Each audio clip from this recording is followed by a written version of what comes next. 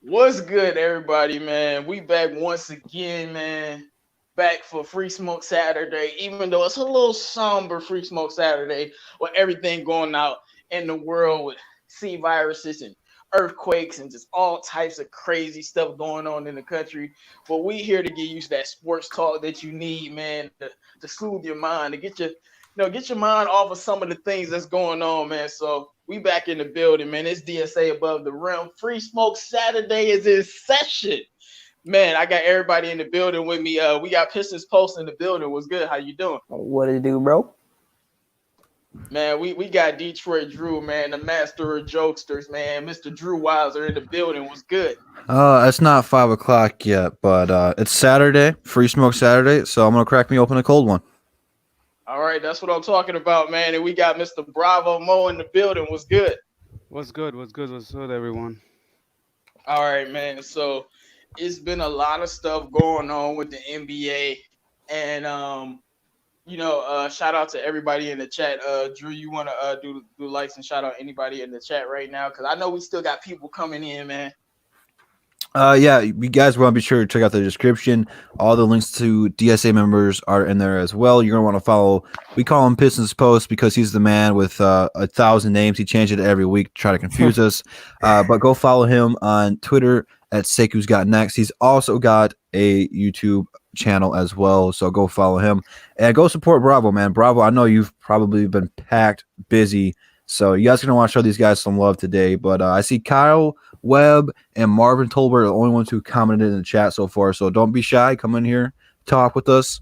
Rather, if you're a Pelicans fan, a Knicks fan, which I know there's not too many of those actively out there anymore, but come on, man, show us some love, man.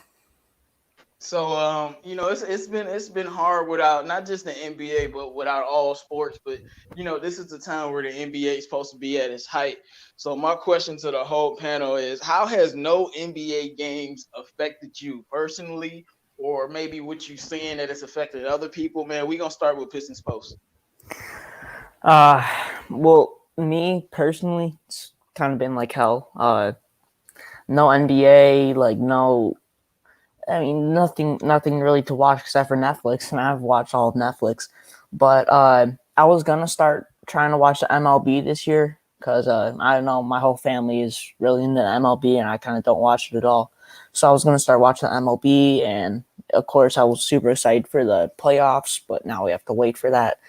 So has affected my life a lot, and the other people are kind of going insane too. That I've seen, they're trying everything. But yeah. Yeah, man. Yeah. Bravo, man. How has no NBA games affected you, man? Man, it's tough. It's tough, but it's not just the whole no NBA. Everything seems to be going down the hell right now.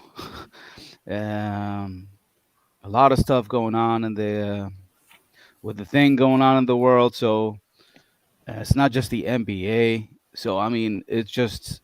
I hope we just get over it at some point. The world is gonna get tired of this soon, and I just hope that things get better and the NBA gets back sometime soon, hopefully. Well, it's a lot of stuff going on, man. We got primaries every day, and I'm just saying, watch who you vote for, because I know it's one man who wanted to fix all this bad infrastructure we got with things, like this virus likes to pop up and ruin things. But we had everybody had free healthcare. We wouldn't be going through this. But that's another conversation, man. We gonna stay on topic. We gonna stick to the topic, man. Drew, how has no NBA games affected you, man? It's been tough. Basketball is my favorite sport, even though I'm a Pistons fan. I watch as much NBA games as I humanly possibly can because it's in my opinion, it's the greatest sport of all time. So entertaining, so fun to watch. And this is the part of the season where some regular season games really start to feel like playoff games. Teams fighting and scratching and clawing to try to get that final 8 spot or battling for position. I mean, you look out west, man, the whole conversation out west, it wasn't mainly about the Lakers being the number 1 seed.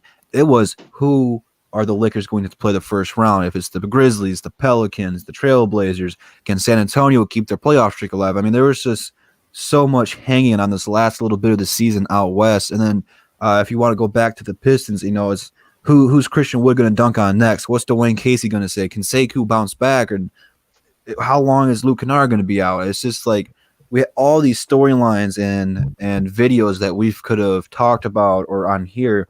It's affected us pretty bad. Plus, it seems like Xbox servers are going down every other day. Uh, there's no sports really to watch outside of UFC and WWE, but I haven't been watching WWE since like 2009. So it's weird. It is a weird time we live in. It's not for me, man. I can't wait for all this stuff to pass us over. Yeah, man, I agree with you, man. Man, basketball is my first love, my favorite sport. Like you said, I think it's the best sport. I remember way back, like probably like a decade or more ago, when I found out that the NFL was like the most watched sport in America. I couldn't actually believe it. I'm like, really? But it just doesn't seem like football fans are that up in arms because it's a football state around here, but a lot of people that I've been around, it's always everything basketball, and not having an NBA is probably the worst thing that's happened in sports since what happened with Kobe Bryant. So, um, man, it's very man. I'm just be honest, it's fucking garbage. Like I can't I can't sugarcoat it anymore. It's fucking trash. But we'll try to deal with it somehow because I need to watch somebody dribble a basketball. Like Drew said, it was let me see. I would just watch games. Like if a game was on and it wasn't nothing to do, even if I had something to do, I would just throw the game on and continue to do whatever I want. Maybe come in and see somebody get dunked on. Just like all the excitement. I mean, I remember I used to try to schedule sometimes if I could schedule my job around some of the games so I could watch the game so I didn't have to be at work so I could like miss the game and things of that nature, man. It's just been very bad and we hope that it can come back, but they're talking about, like it coming back in like 2-3 months, starting at the end of July, starting in August, all those type of things. I really don't know how that's gonna work out, to be honest with you. But it is what it is. Everybody in the chat, make sure you guys like the video so we can get it out to everybody out there now. The NBA will continue. They won't discontinue the season as far as we know. But they're talking about, playing the games without fans. And Bravo, I'm gonna ask you, do you think the NBA game should be played without fans? I think so. Definitely the first. So here's the thing with this virus going on, you see how the life is shutting down, and we see how the NBA is shutting down too. When you bring things back to life, you have to slowly bring things back to life. Okay.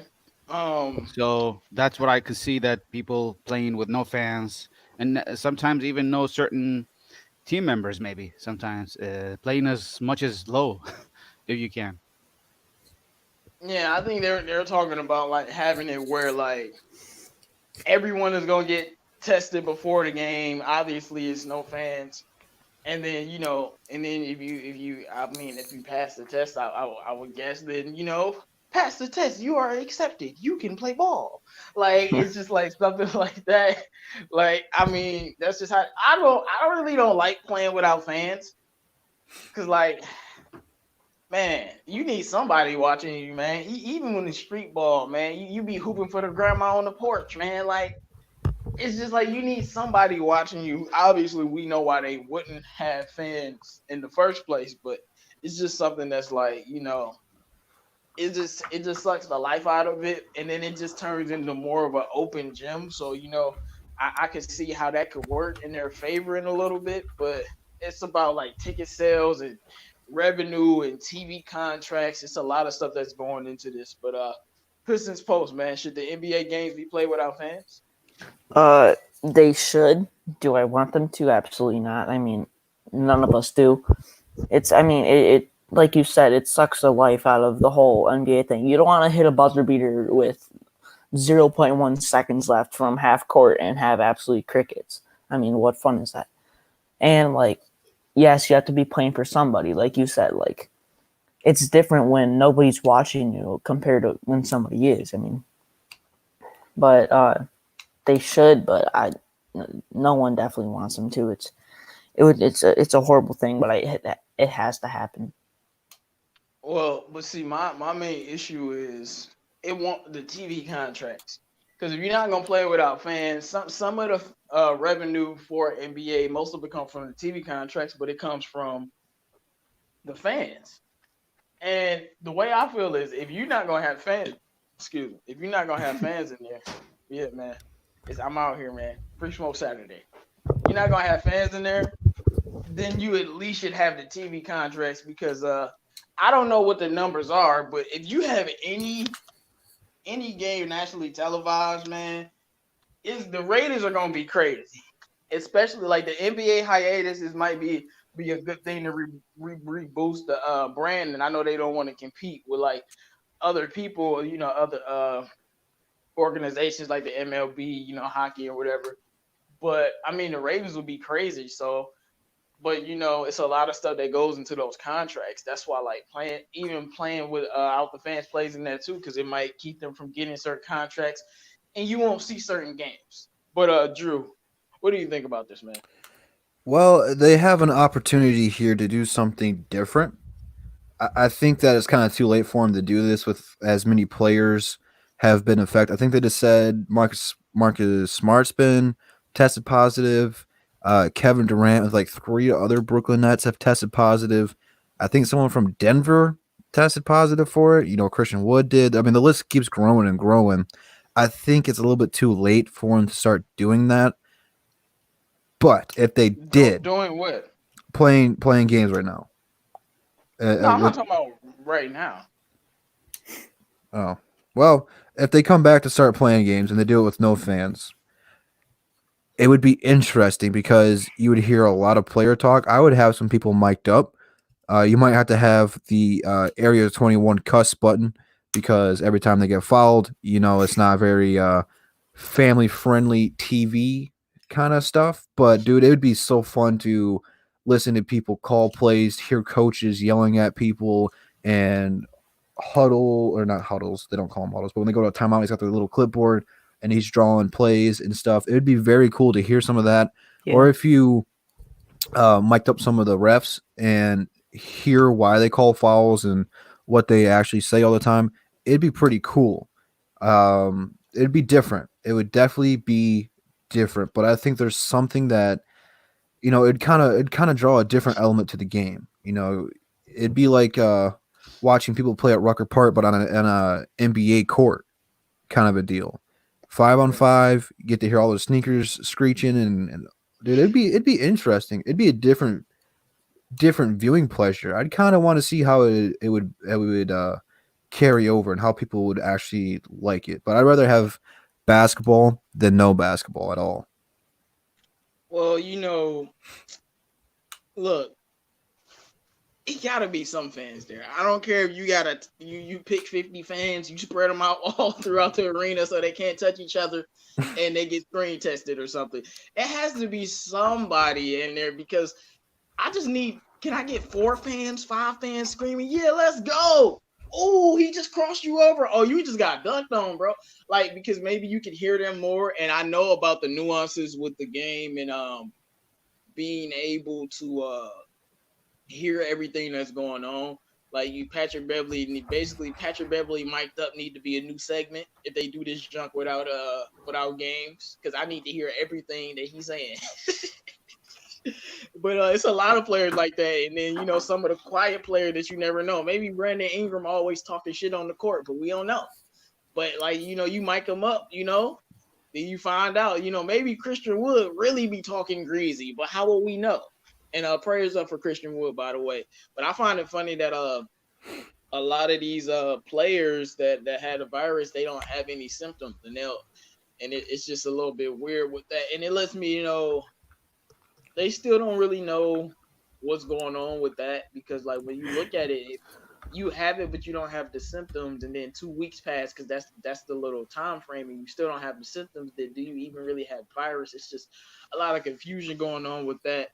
But I definitely think the game should be played. I don't want them not doing that. But without fans, I Well, mean, if you have to live stream it, and so we can have live comments, like you have to record this in some type of fashion. Yeah, what do you say? Well, there's a couple things you can do here. Before we continue with that, I guess Marvin wants to give his 2 cents on. He's got a question for the whole panel. Shout out to Marvin. He's been here since day one. He said, "Would you all be interested in watching NBA players playing a 2K tournament on national TV?" So what that would mean is they wouldn't be in contact because a lot of them. I know Trey Young just posted a picture with the mask and no shirt on, and that's blowing up right now. A lot of these players are at home just chilling, playing 2K. NBA TV, or not NBA TV, but TNT, the NBA show with Shaq and Charles and Kenny and Ernie. That is one of the greatest, most entertaining shows on TV. It would be kind of cool if they had that, since that's already on 2K, where you had all them talking, and then you'd have, like, I don't know, Kevin Durant versus LeBron in a 2K tournament. He wants to know if that's something we'd be interested in watching on TV. Well, my thing is, I'm not gonna agree or disagree. My thing is, I don't think the NBA is invested in stuff like that. See, man, this is why I need to be on the NBA marketing team, because I will do something like the 2K turn, anything to connect the people back to the players while we having hiatus. When I tell you, everybody will be watching that 2K tournament just like we was watching those marbles on Twitter and Facebook. I mean, when I was watching the marbles race, I mean, I was so hyped up. I didn't pause it for 1 second. I'm like, dog, why am I watching these marbles? But I'm like, oh snap, blue marble, go get him, let's go. I guarantee you, it will be nationally televised, and sad part is, it will be a big deal, even if it's just playing 2K.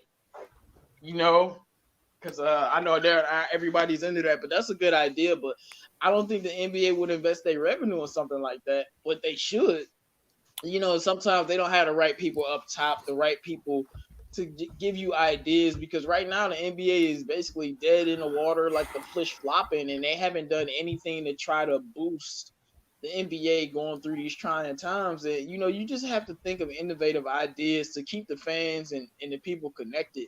Because I'm telling you, man, everybody will be watching that. If it came on at 7, I guarantee you everybody will be watching that 2K tournament at 7.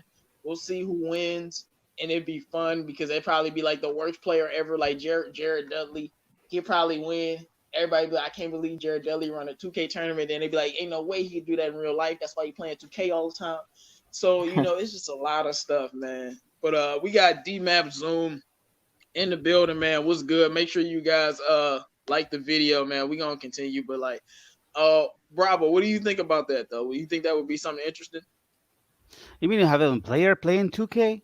Yeah, it'd be like a Yes. head-to-head matchup. Two players playing each other, two different teams going at it. Like you'd be playing somebody online. So they play each other online. I don't Well, understand. So like what I'm saying is And we would they film it, yeah. yeah, they would film it. basically, because it's going on already. But like, basketball fans need any little thing to be connected, man. Yeah, they would have them mic'd up and stuff. It will be, I think, interesting in this time right now because it will bring more people to the TV at least. But you're talking about this time where everybody is quarantining at home. So that's a good time. Yes, Yeah, Yeah. for Yeah. for right now until they got the season back on track. Yeah. Absolutely. I think it's a good move and they would consider, like, I know Paul George plays pretty good uh, Xbox. Reggie Jackson plays Xbox, as you guys familiar with him. Mm-hmm. And so it will be a good idea to see Reggie Jackson versus whoever and Andre Drummond. I don't know. It's something just gonna be interesting, but I'm not sure if it's gonna be really. It's not like an NBA. It's not a basketball game. It's just a 2K. So it's something. I mean, the fact of the matter is, 2K tournaments between regular people get nationally televised when they go into the championship. I've seen it on TV, and I've stopped like, oh snap, they playing 2K. What they doing? But so I know this. Like I said, Man, I mean, it's sad that we have to go to such a low standard, but something is better than nothing. I would rather watch NBA players play 2K than not watch anything at all but first take. Because that's what we doing right now. So, like I said, something is better than nothing. And it will, I mean, people be excited about it. I mean, and you could even have it to where you don't maybe you don't extend it to just the NBA players. Have some of the elite 2K players play them to to really make it interesting or something like that. But we just gotta find some way to somehow to connect to basketball, and that's why I say I think the NBA is dropping the ball a little bit on that because y'all not connecting us to basketball at all. Y'all just posting old highlight videos and stuff like that. Like, don't nobody want to see that, man. Like, come Yeah, on. I think Now, the if you had NBA. tapes of Wilt, we might want to see Wilt drop 95. I ain't talking about the 100-point game. Like, we might want to see that just to be like, whoa, like he was that unstoppable against these little white guys. Damn, Wilt. But Pistons Post, you got anything to say about that, man? No, I want to Uh, say something. Yeah, but it's okay. oh no, go ahead, bro. So I think they could start something like a 101 right now. Basketball tournament 101. I don't know if they could do like simple teams in the West Coast, simple teams in the East Coast. It might be tricky, but I don't know if they can it's a, do 1-on-1 because, man, you lose a 1-on-1, that's serious. It yeah. to me, like the stakes will be a little bit too high. You know what It's I'm just saying? Like, I'm not saying I yeah, wouldn't want to see it, but like imagine, Brandon Ingram and KD go 1-on-1 and KD get his ass bust. And then people gonna always talk about that. No, remember, during the C virus, BI yeah, was giving them that work. It's like it's even though I know KD wouldn't play because he has the virus. But I'm just saying, like, yeah. I don't think it's a good idea, it's man. a little bit too Okay, Piston serious, Post, you man. next. I'm not saying I wouldn't want to see it though. Okay, I don't think the NBA would do it, but I would hope they would, just because like I would want to see like the rivalries, like Patrick Beverly versus Kevin Durant. They had beef. Like I would just want to see like everybody fighting, having fun, or if it's a couple of friends just kind of having fun. Like I that would be fun to watch, and I would watch it just to see, maybe laugh. Like I mean, I don't know. I feel like that would be a fun thing. Will the NBA do it, or will they even consider it? Probably not. But if it came up, I would definitely vote yes. See, See, what they the should thing you do have to do is is donate all the revenue that you get from it. Well, I don't have to say all of it, but you're playing for a charity, or you can donate it to victims who have tested positive and who are actually sick and dying from this thing. So I mean, you can make it a global thing where people can donate money and do kind of like a charity event, and boom, it's all over the place. It's huge. You got some sort of sport going on, dude. I'm a genius. Just NBA, if no, you're watching. no. I'm about to say I got the perfect idea. They just need to have a 21 tournament. Find you an isolated space somewhere in the country. I'm sure it's an isolated space where there is no virus to worry about. You gonna have to bring the players in, obviously test them. Obviously, it can't be too many players. It'll probably only be like 4 or 5. Have them play the 21 and just record it. That's all you do. I mean, if you wanted to, you could bring a couple of announcers. It can't be more than 10 people there. But that will work because 21 isn't as bad as 1-on-1, but it would just be fun. It would definitely be fun to watch because that's stuff we don't get to see normally anyway. That's why it'd be innovative because you're watching something that you wouldn't see ever unless you go on the Rutgers Park or you go on the I forgot the other place that they go to hoop all the time. I forgot I can't think of the name of it right now. But to get some, it would be very, very exciting to like watch something like that. All right. Now, we gonna start here, man. So I just want to talk about it because people can say I didn't know or I'm sorry, but when you do something stupid and there's a lot of consequences, you gonna get this work. You gonna get this free smoke. And Uh-oh. Rudy Gobert, he started all of these problems that we're having right now. He started it. Now, I'm not gonna blame him for catching the virus or anything like that, but we all know what he did, touching the mics. Apparently, was joking in the locker room, probably touching people and just being playful, looking like a damn idiot now. But so my question to everybody is, and we're gonna start with you, Business Post. Does Rudy Gobert deserve a lot of blame for his actions, and should we be blaming him the level that we are blaming him, considering that some of his teammates got affected? Yes. Yes, I know for a fact in the locker room he was probably doing the same thing he did with the mics. Probably touching them, probably doing all this. Like, after that, everything shut down after the NBA. And he shut the whole NBA down. And, like, nobody is really, like, caring right now. It is Rudy Gobert's fault. It's not his fault that he caught the virus. Of course, it's not. It's a bad thing that he did. But how he went around and touched all the mics, like he was purposely trying to give it to people, and he shut the whole NBA down. Yeah, I mean, of course, it's he should be taking responsibility for his actions. We got a couple questions from the people in the chat real quick. Bro, I'm gonna start this one off with you because I don't want to say you're the oldest person on here. I'm not calling you old, but I think you've had the most experience outside of recent memory. Again, not calling you old. Unit 2 wants to know, excluding the Pistons championship, so the 89 and 90 and the 2004 NBA Finals, what were your favorite finals since you've been watching? Favorite finals? NBA finals? Yep, besides the Piston ones. Oh man, that's a tough question. I guess the finals between. I hate to say it, but I'm not a fan of Cleveland's. But LeBron when versus the Golden State Warriors, that finals was the best finals when LeBron brought Cleveland's back and they won the championship. One of the best, actually. Yeah, it was a good one. First Cleveland championship that LeBron brought to Cleveland. Something that will be lived through years and years to come. What about you, Pistons Post? You're the youngest one, so this might be a different one for you. Look, to be honest, man, I just got into basketball really this year. This is the first year I've watched all the Pistons game, for real. So I don't have a lot of experience with it, but that final series when LeBron came back from that 3-0 deficit, that was just amazing to see. I mean, when I was a kid, I remember because I got like, I don't know, 2K something old, and LeBron was my favorite player. So watching him growing up was cool, and to see him finally bring a championship to Cleveland was great. You guys should know my answer. 2011. Was it 2011? It had to be 2000. Yeah. Dallas Mavericks. Dirk goes crazy. First year LeBron's in Miami, and they gave Miami the business. That was something that was so joyful to watch because I was furious at LeBron for teaming up with Dwayne Wade and Chris Bosh. I couldn't believe that someone that talented paired up with Dwayne Wade, who was super talented too.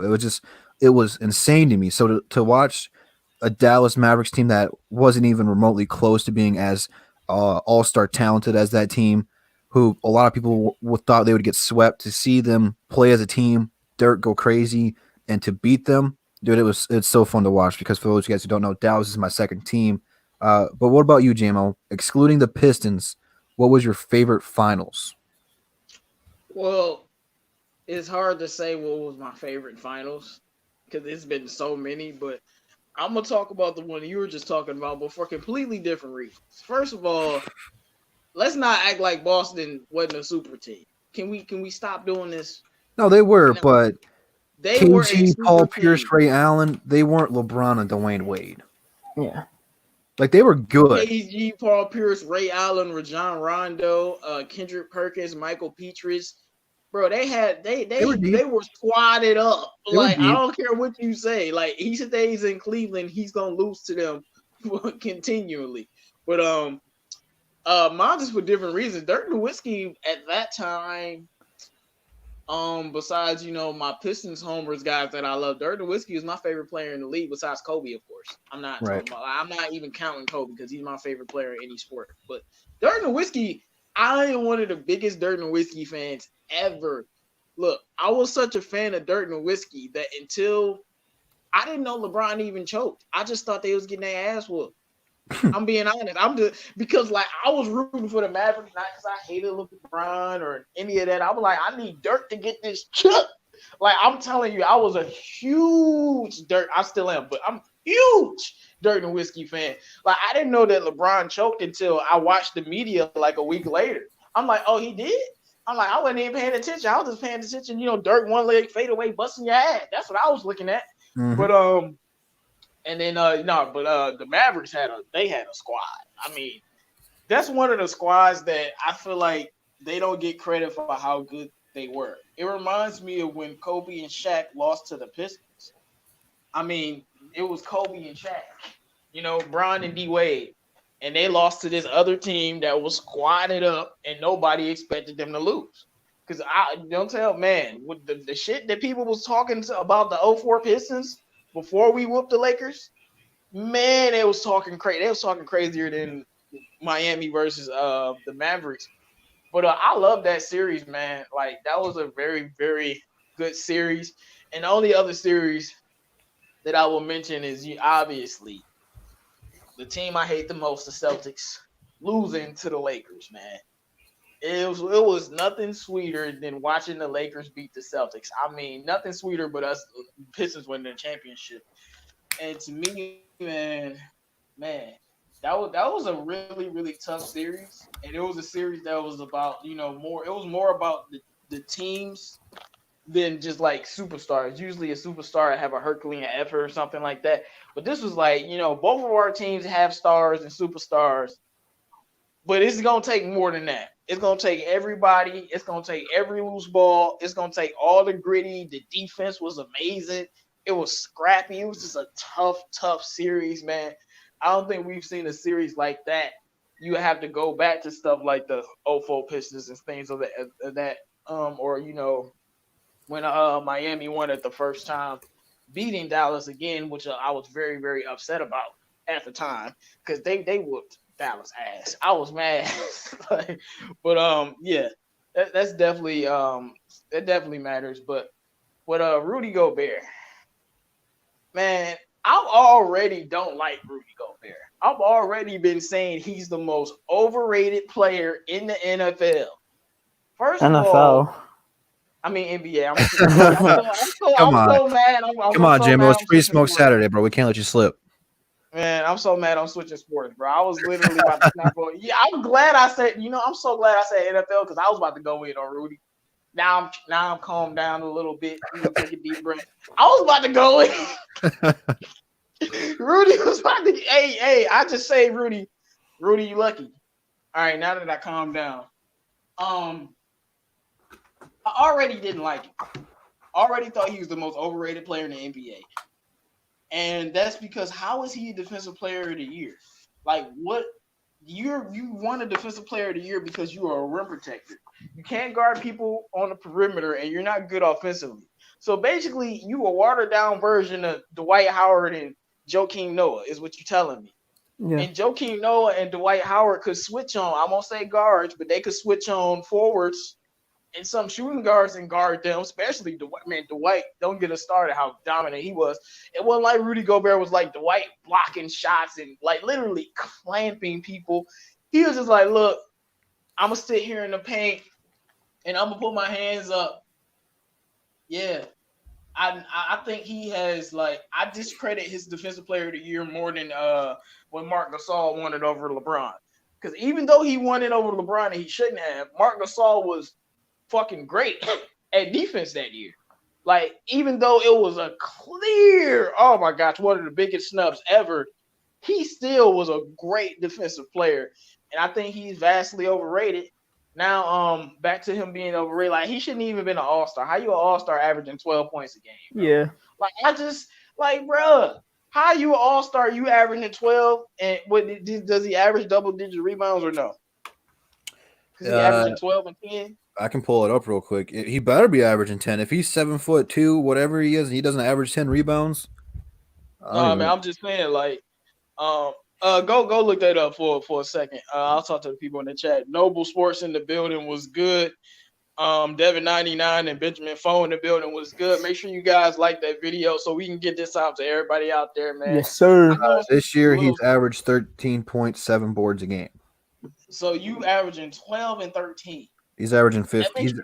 He's averaging 15 points, 13.7 boards, assists and a half, 0.8 steals and 2 blocks a game. So that makes you an all-star? Yeah. Andre is averaging more than that, and he didn't make Yep. the all-star team. Yep. Man, They do look, it based off a record, really, to be honest with you, and it's stupid. but see, Utah because of Donovan Mitchell and Bogdanovich and Quinn Snyder.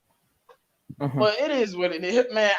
I just don't like Rudy Gobert at all, and him doing this idiotic stuff with the mics and getting Donovan Mitchell the star player six. He done made his bed because Donovan Mitchell gonna get you the fuck out of there. He gonna get you up out of there. Yeah. He's gonna get you out of there. Donovan, even when they was interviewing Donovan was like, "Yeah, man, I just had to stay away from him." And I'm like, "Yeah, because you was ready to kill dude." But he deserves all the blame and the flack and all the smack talking because I don't know if Rudy got it, the NBA probably would have been canceled. But once they found out that the teammates had it, that was the nail in the coffin, man. So Devin99, we were just talking about that. Something's going on with YouTube and they don't be telling people about the video when it's going on. But we gonna push through that anyway. B-ball. The thing about Rudy Gobert, before we move on, is even if he didn't take it serious, because I didn't take this thing very seriously at first, you don't know how other people feel about it. So to go around touching microphones and licking whatever you're licking, whatever he was doing, I don't want to know what he was licking. That's on him. He's French. I'm not going to make any assumptions, but he might have been doing something. I'm not going to go there. But some people are germaphobes before this whole thing happened. A lot of the dude who did Deal or No Deal, he's a very germaphobe person. He's got hand sanitizer stacked up before this whole thing broke out. People take things in life very serious and differently. So even if you didn't take it serious, you don't touch your other teammates' stuff when this whole thing is going on. Because even though we didn't know much about it, hell, we still don't know a whole lot about it. You should know if it's contagious not to touch your teammates' belongings, their bags, their shoes, whatever he was doing. You shouldn't have done that. So now that Donovan Mitchell's got it, I think someone else got tested for it there in Utah, and he came back negative. I think there's a lot of distrust. I'm gonna say three players got it. So it's Did somebody. I think Emmanuel Mudiay got it. Something like that. But I think there's a lot of distrust with him in that locker room right now for being so reckless and uncareless. It's not his fault that he got it. There's not. I'm not trying to make an excuse for him, but his actions before he came out with it's just reckless. You should have been more cautious and a little bit more careful with how you treated yourself. The way he handled it was super immature and unprofessional. And I think the coaching staff, I think a lot of the fans, not just in Utah, but around the NBA, are mad at him. Not because he got it, but just how careless he acted with his body, touching stuff. That sounds really weird to say, but yeah, it's true. I mean, but look, man, I don't care if it's a joke or not. You don't touch the mics. Are you dumb? I don't know, and maybe it's because he's from France. But I didn't see any other player do that but him. Everybody was joking and things of that nature, but they wasn't touching the mics. Like him touching the mic, I don't know if Donovan Mitchell got interviewed after him or not. But if he did, after he touched that mics, there you go. I know his locker is right next to Rudy, so that could be another way it was transmitted. But it's something you don't do, But people from different countries, they not really as used to our culture in the same way. So, it's a little bit different, man. But we gonna move on, man. So, if the season continues and the playoffs start without the regular season, what upsets could you see happening? We're gonna start with you, Bravo.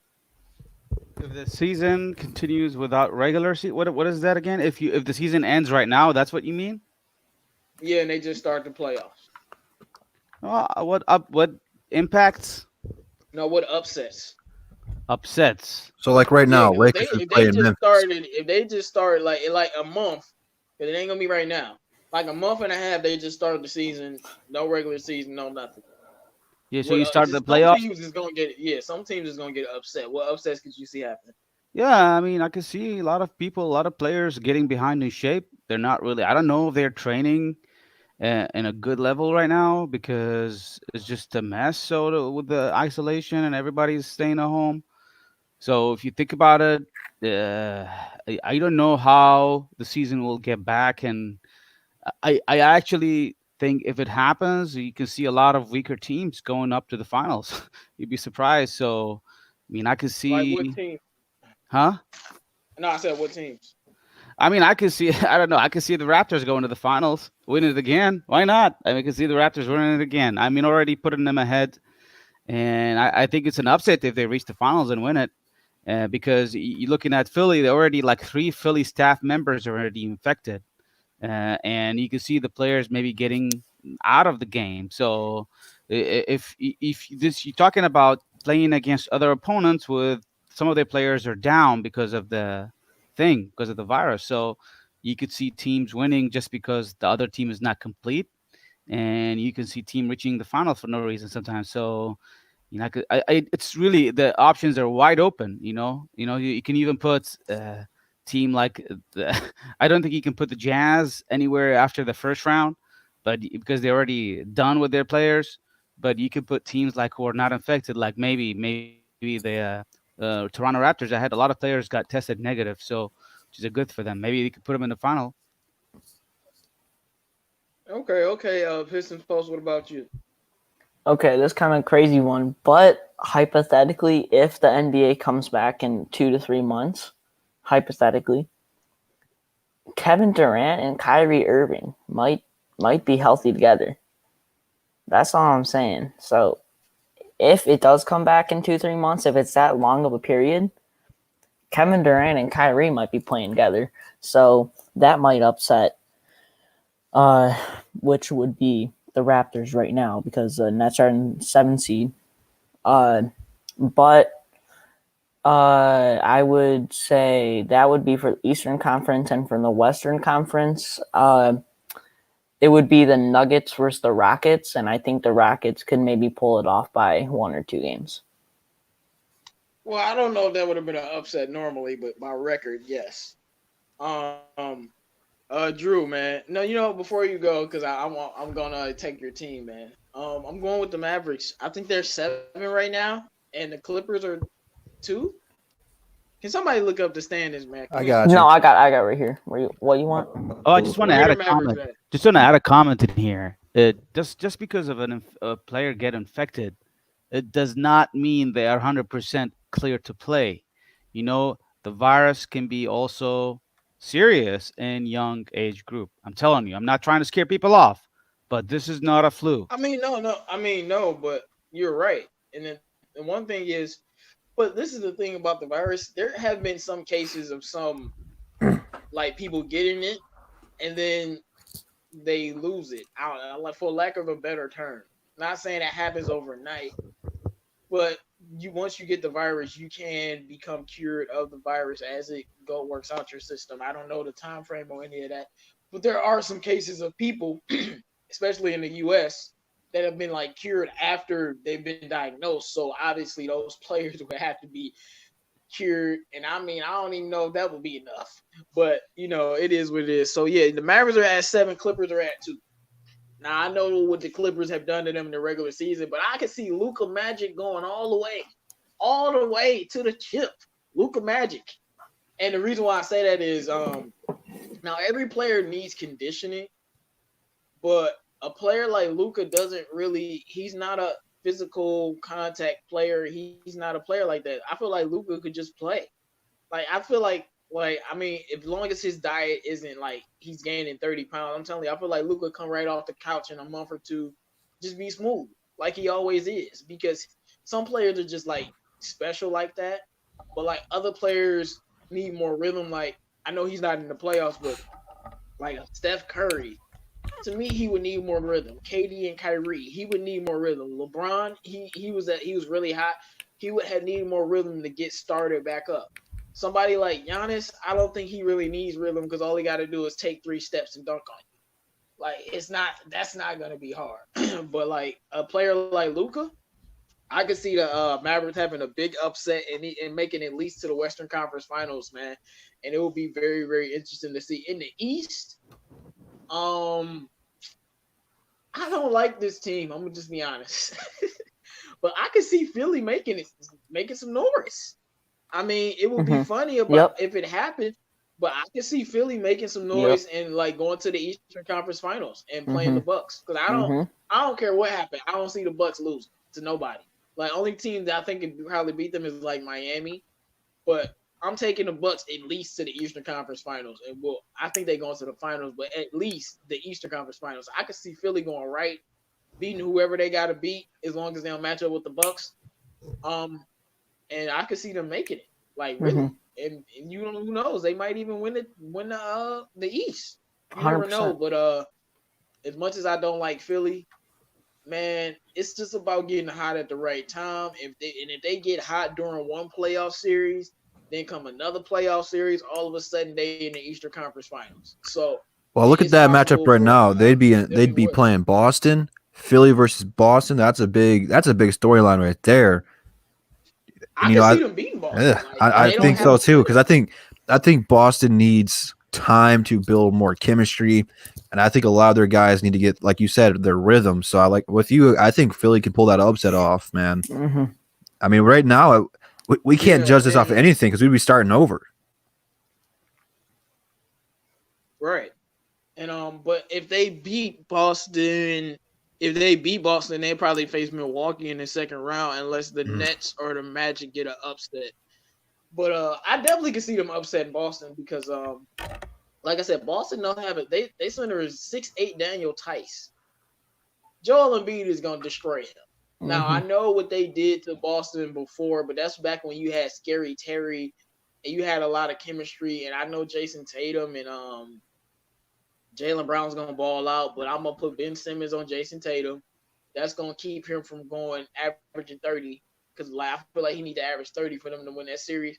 You put Josh Richardson on Kimball Walker, and then you put Tobias Harris on Jalen Brown. I mean, we know Tobias Harris isn't much of a defender, but it definitely could work, and it's really about coaching. But at the end of the day, I don't think they can stop Joel Embiid. Like Al Horford, you still got Al Horford too. Al Horford was like clamping Embiid a lot in that series that they lost. But who gonna clamp Embiid now if he healthy? Nobody. Not on that team.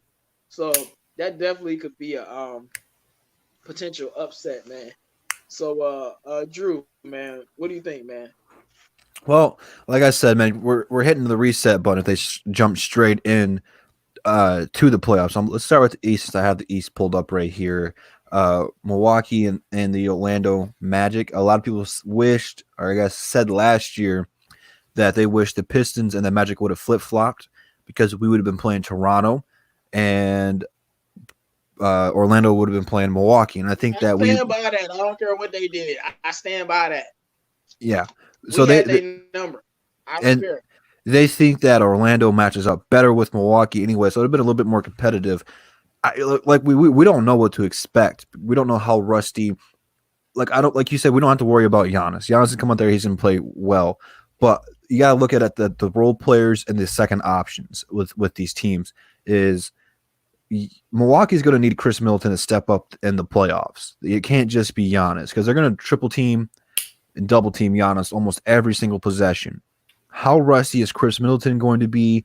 How rusty are the Lopez brothers going to be? Mainly Brooke.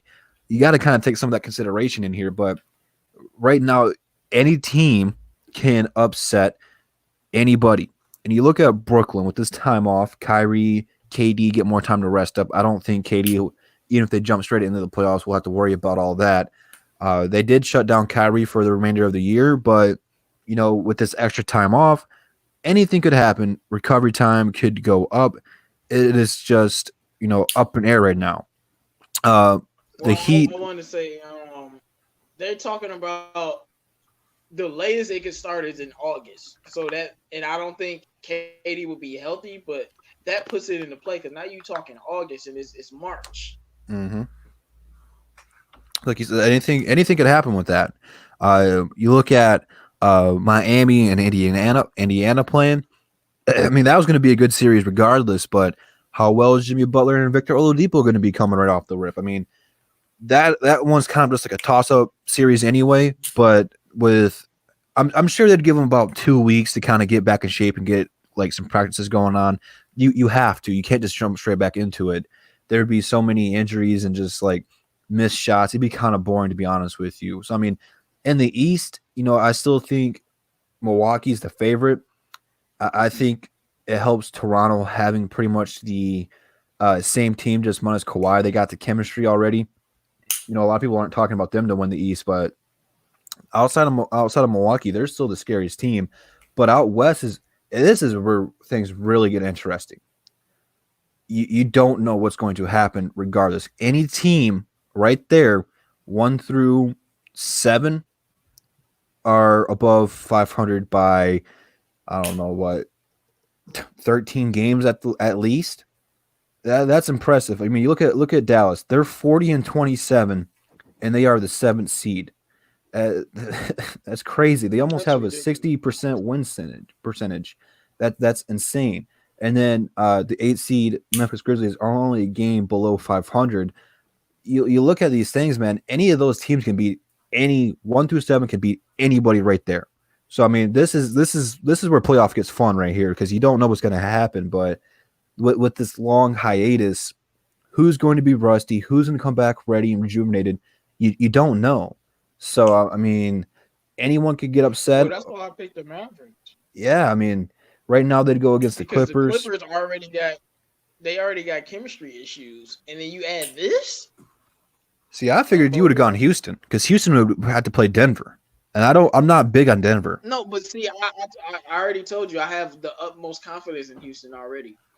I think they go into the Western Conference Finals. Like I've said that before, so I'm not. To me, See, but Denver, ugh, that's gonna be a tough series. yeah, Might go 7, regardless of any virus. That probably would go 7, regardless. and you got to think about this. Utah and OKC be playing. You got to think about how well will CP3 be able to play and stuff like that. But the bigger question, what we talked about Utah in the last segment is chemistry. How well are they going to be able to cope? Because you can't trade Gobert at this time. You're not going to cut him. Is how well is their team chemistry going to be at this point in time? Playoff time. It's just there's just so much things like if they just jump straight into the playoffs, dude, it'd be so fun because you wouldn't know what the hell to expect. Now, we gonna answer this question, and I'm gonna move on to the next one. Michael Z, everybody in the chat, make sure you guys like the video if you haven't already, man, and drop your comments in the chat to let us know what you think about what's going on.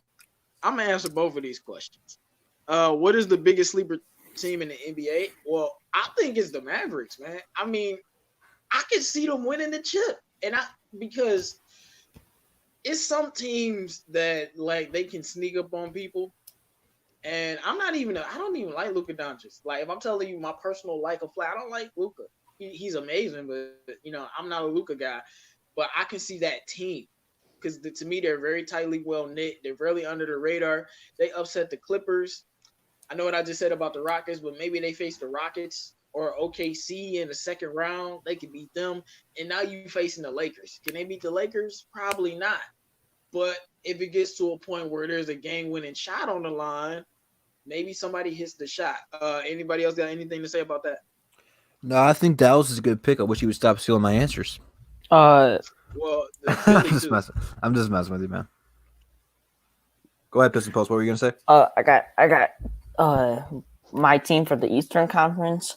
It's the 76ers. I have big expectations for them before the season even started. I told my dad, I said, watch the 76ers make a deep run in the playoffs. I'm just expecting it. I mean, I think they have all the pieces that they've been rebuilding for the last century.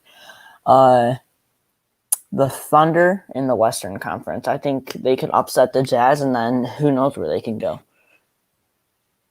Okay. What about you, Bravo? Yeah, you're right. I like the Thunder team. Is a good team, really. Yeah, they'll be upset, but I don't know if they're gonna be making the finals. I can see with if this didn't happen, I can see the Utah Jazz. It's just but now right now is no, I don't think so. As The far as reason the why I can East, see them. Oh, go ahead. I mean, I don't know. As far as the East, I mean, I'm still thinking Toronto. I mean, people keep downgrading Toronto, but they have a really good team. Think about it. They have one of the best defensive team. Their experience, their players going crazy in the games. I'm surprised by their record right now. I don't know why people downgrading the NBA champions already. Yeah, I don't know who's really downgrading Toronto. It's probably because they believe in Philly, but I've said multiple times it's gonna be a rematch, and Milwaukee's gonna win because they don't have Kawhi.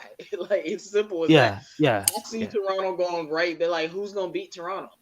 Miami, Boston, yeah. Philly. They can. They None of can. them All of teams them. are gonna beat Toronto. Philly probably could beat them now, but other than Philly, I can't see any team beating Toronto but Milwaukee. To be honest, I mean, like they got just like you said, they got the same squad. They gonna show up.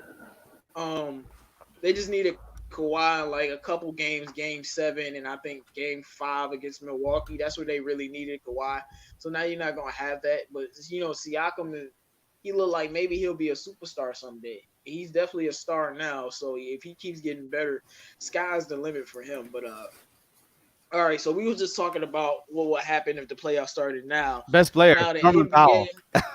Norman Powell. NBA. I love Norman Powell. Hey man, I don't know why I don't love him.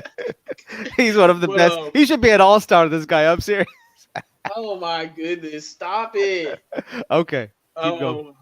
Um, okay. So the NBA has been discussing what they're gonna do with the season, and what's been on the table that they've been telling us about is that the NBA will play 10 games and then start the playoffs, or they might just finish the regular season.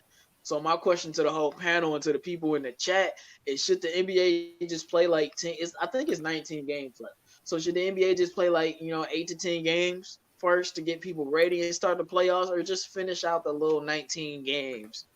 We're gonna start with you, Drew.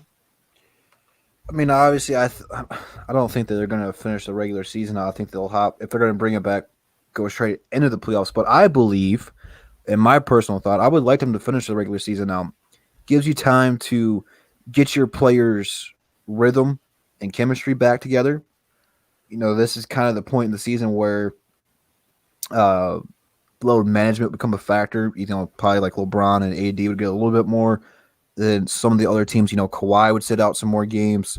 I think now if you brought back the regular season, they would have to play to get their rhythm and their timing and their shot back. So I don't know what the NBA will do. I think they're leaning towards, if they bring it back, just hopping straight into the playoffs. But for the Pistons' sake, you kind of want the regular season to come back so that way you can lose some more games and get a better draft value in return for it. So hopefully that is the case. But I think if they bring it back, they'll jump straight into the playoffs. Unfortunately.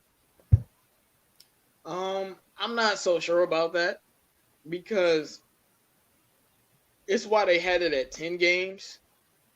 You have to play some games before you start the playoffs, or the play is going to be bad. That means the product is going to be bad.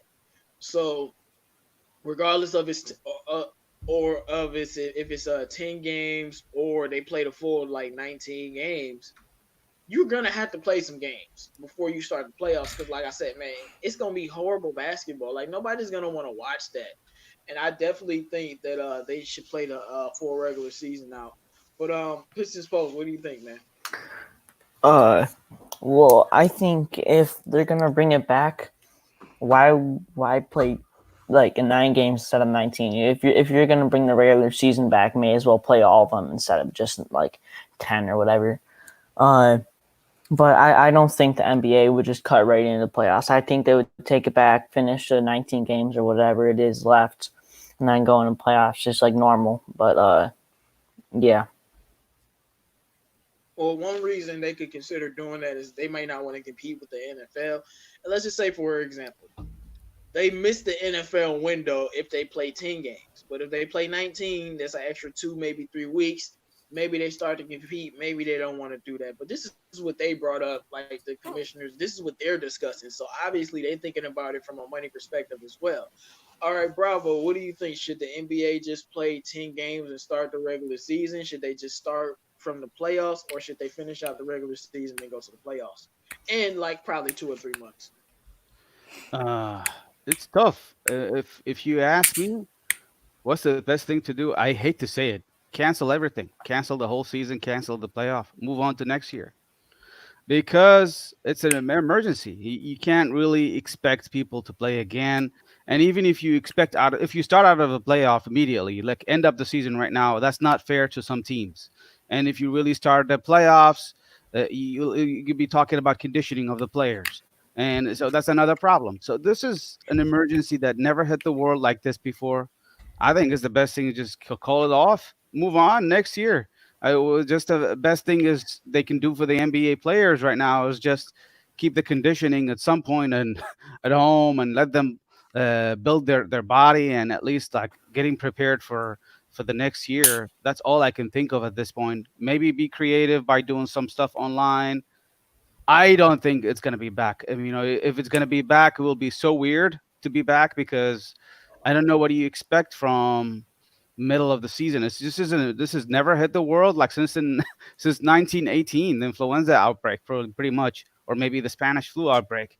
So I don't think it should be brought back. There's a lot of things behind this, and I don't think you can just bring it back like that. That's my opinion, and I think the best thing is just to cancel and move on to the next season. LeBron's season, I'm sorry, it's gonna be gone, but that's the way to go. Well, let me ask you this, bro, before we answer Benjamin Foe's question up there. Yes. How would you determine a champion? Because it would be kind of a weird thing to play a major like 75% of a season and not award a championship. Yeah. Yes. So what would you This do? is going to be an exceptional. This is going to be an exceptional year. There will be no NBA champion 2020. This Wow. is going to be a totally Okay. different Yeah, situation. and There's no my point of thing playing is the games you played there's no then. way they're gonna do that. There's Yeah. no way they're gonna do that. Even when they had Not the in a million lockout years. seasons when Michael Jordan retired and it was a lockout and they only played like 30 games, they still had a champion. Unless the world end, it's gonna be an NBA champion, man. They're gonna have to have a champion. They're not I think the even if champion is. even Do you if know who's the we have champion? to look, even if we have to wait to next year when everything blows over, we have to wait 6 or 8 months. And before they start the new season, I guarantee you, they're gonna have some mini season to determine that champion before Ooh. they start the new season.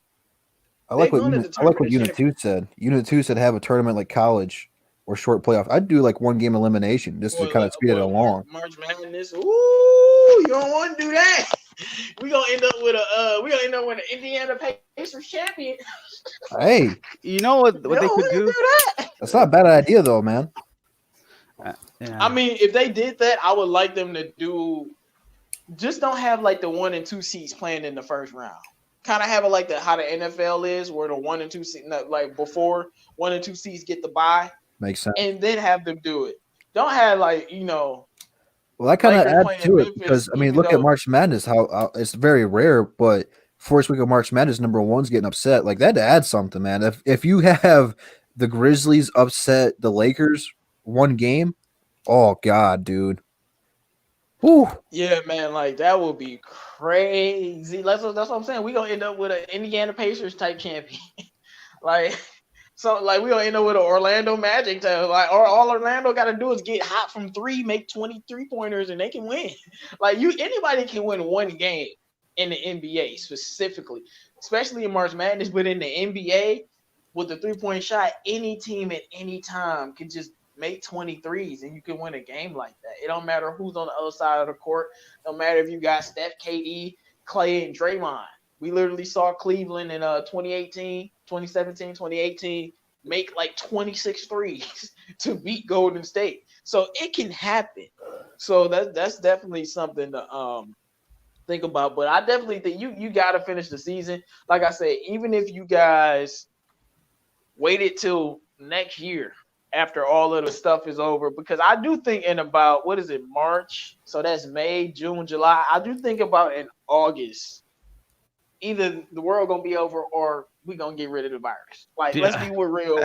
Let's be real. Like, it's spreading like it's spreading. So either world's gonna be over in August or the virus to be gone. And since there's already cures coming out in other countries, I know there is a cure, which means we'll just have to get it, even if the price tag is too high, and that might take a couple months to get it. So I'm not of the I'm gonna be positive on Free Smoke Saturday. I don't think the world's Yeah. gonna end it. At least not this year. You know, we might have a couple more years left, but at least not this year. Um, Man, it's but scary. I'm telling you, it's I scary. do think No, in about like August, because like that's about August. We'll see if the CDC says something else like, nah, not August. But that's what they're heading. And August is like the safe date because they're trying to bring it back in like maybe July. They were talking about June, so we'll see what goes on with that. But the virus is gonna be the if you, champion. no, I don't think so, man.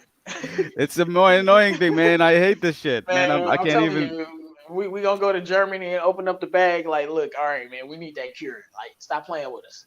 But I do think they're gonna finish the season. Like, and I said, worst case scenario, before they start another season, they still gonna finish. There's no way they're not gonna have a champion because people are gonna be complaining. LeBron gonna be like, bro, I'm like 80 years old. Y'all trying to steal a chip from me, bro? Like, I don't got that many years left, man. Like, y'all better have this championship. And then that's when we gonna end up with the Indiana Pacers as champions.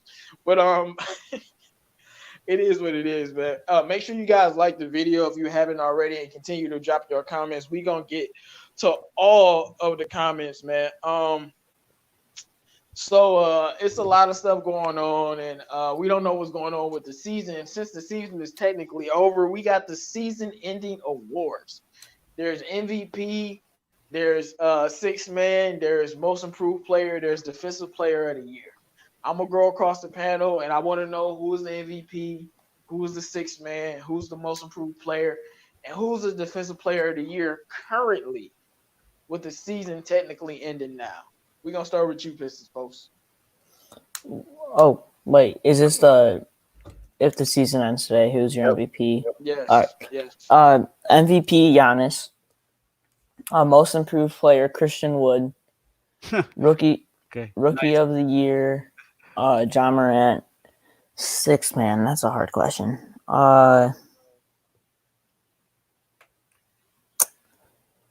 You know what? I will replace the most improved player with Devontae Graham and give the 6 man to Derrick Rose.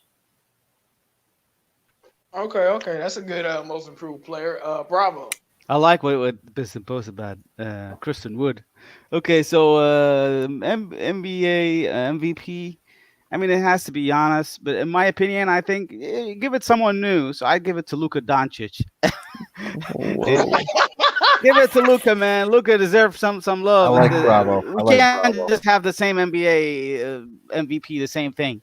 So I'm gonna go Luka Doncic, NBA MVP, six man of the year. I'm not gonna give it to Lou Williams again. Come on, he's the one he keeps getting six man of the year. So if I'm gonna get to someone, I mean, Lou Williams is the greatest bench scorer of all time. Yeah, literally. I don't know who's the six man of the year. I can't even think about it. I'll give it to Norman Powell. I know who it is, man. Y'all forgetting. Y'all sleeping on my boy, man. I know who it is. You know, I'm gonna give it to maybe Marcus Smart. I don't know. I give it to someone who survived the virus. Six man of the year, and also most improved player. Really, also tricky. I'm gonna give it to Devontae Graham. He really worked his ass really this year. And as far as what is defensive player of the year, and of course, who shut the season? Who shut the season? Is the guy who shut the season completely. Come on, man. Who shut the season off completely, man. Rudy Gobert. You got your defensive player? Oh, me? Yeah. Rookie of the year, same thing. Ja Morant. I Yeah. don't know, man. Really? Who's my defensive player of the year? I don't know. Come back to me. I gotta think for a little bit. All right, Drew, man. Let's go, man. Let's entertain the people, man. My defensive player of the year, I'll start off with that one, would be Anthony Davis. He's averaging about 2.5 blocks and a steal and a half a game. I think he's the only player in the top 20 of both of those categories. He's like fourth in blocks and like 12th in steals or something like that. He's had a great season. Defensively, he set out the mindset to play defensive player of the year, and he's been playing pretty well defensively.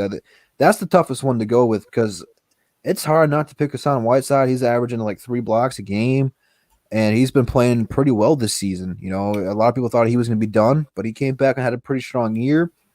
MVP, that's the obvious one. You have to go Giannis, best record in the league, carrying the Milwaukee Bucks, even though they got some solid role players. He's the motor behind it.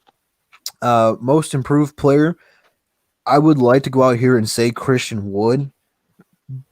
He's my most improved player. No one really outside of the Pistons and the Pelicans fans really know who he was, but I think that the NBA will award that to Bam Adebayo. I think both players deserve it, but I think that's who they'll go with. Sixth man, there's a lot of them. I would say D Rose again, but he started a lot of games for us. Sixth man, God, dude, I don't know the sixth man, man. That one's up in air. Saying is he was a 6 man, he was still I was gonna say, averaging. I was gonna say, I know who's gonna win it, and it's funny that y'all don't know. It's just funny. Who? We'll wait till we get to me, man. You're up, man. I got everybody else. Oh, rookie of the year. I didn't do rookie of the year. Look, it's close too. Ja's played the whole season. Zion has not. The thing we have to look at is both of those players have their teams in the playoff contention. Yeah, Memphis is in there right now, but as soon as Zion came back, Zoe and Bi were having great years, but once Zion came back, that was a whole nother element, man. I would not be surprised if they did a co-rookie of the year like they did for Grant Hill and Jason Kidd, because honestly, I think both those players deserve it, man.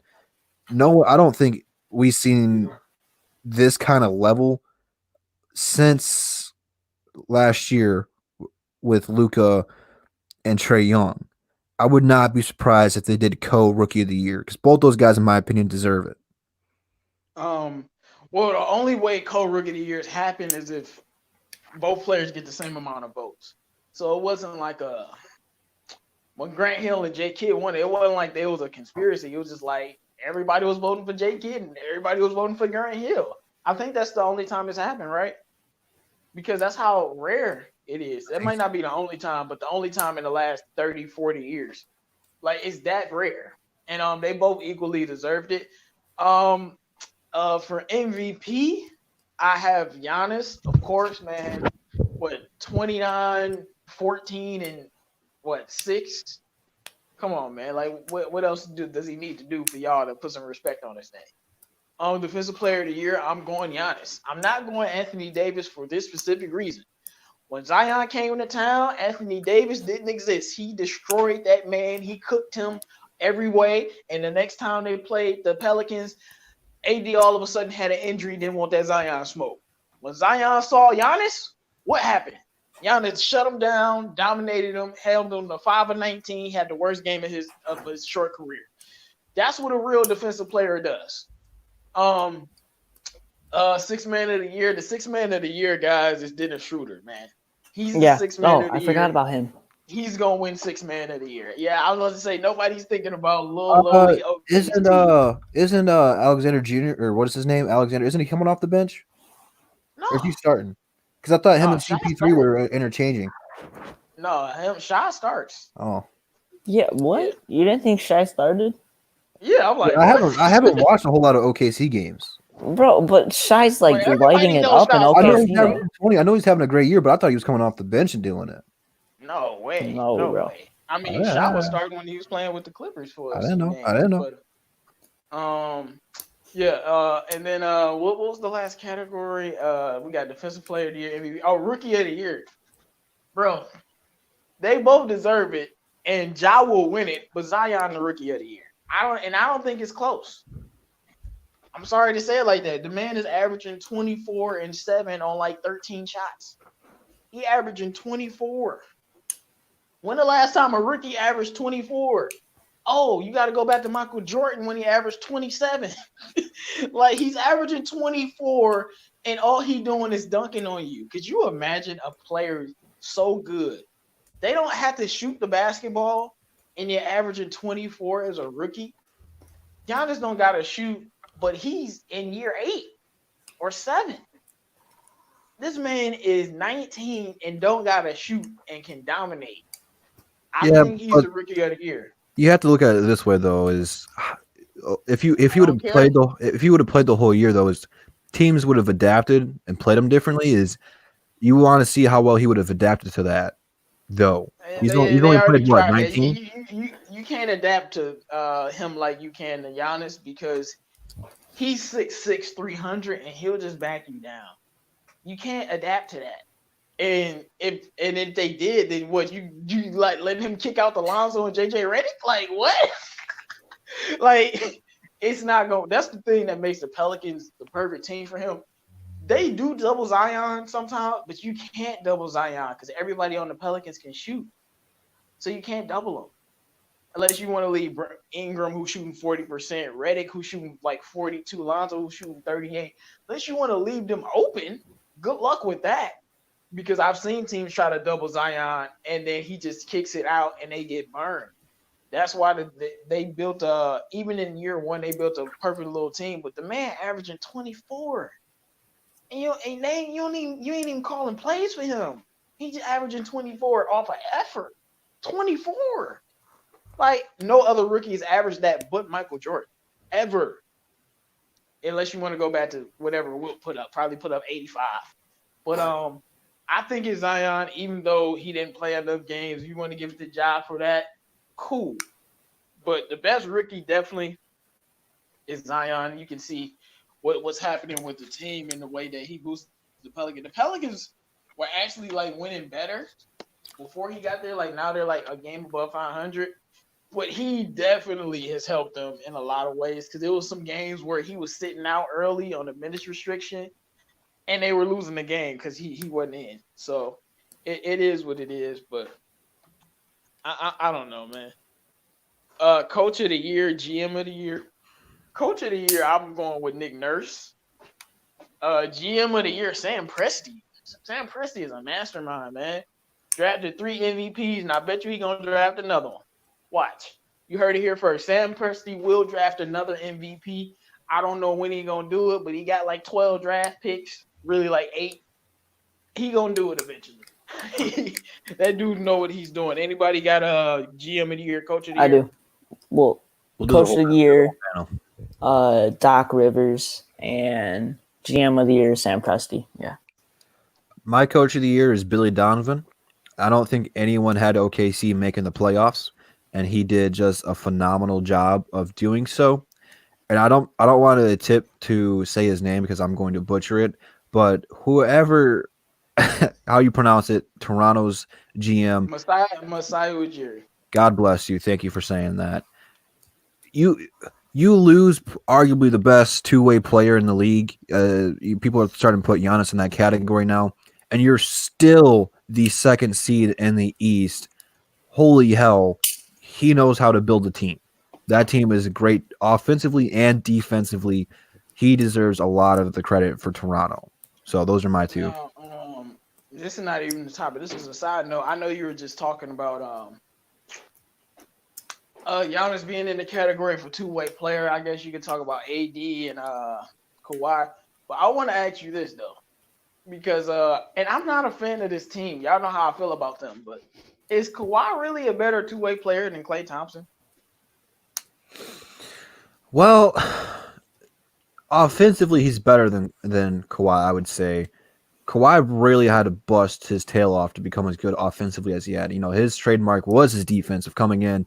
And I think we've put Kawhi in this conversation because he was, 19-20 in the finals with San Antonio and accepted the challenge of guarding LeBron and made it tough for LeBron. It's hard to shut LeBron down. It's almost impossible.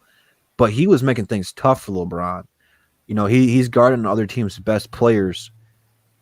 Klay is an underrated and underappreciated defender.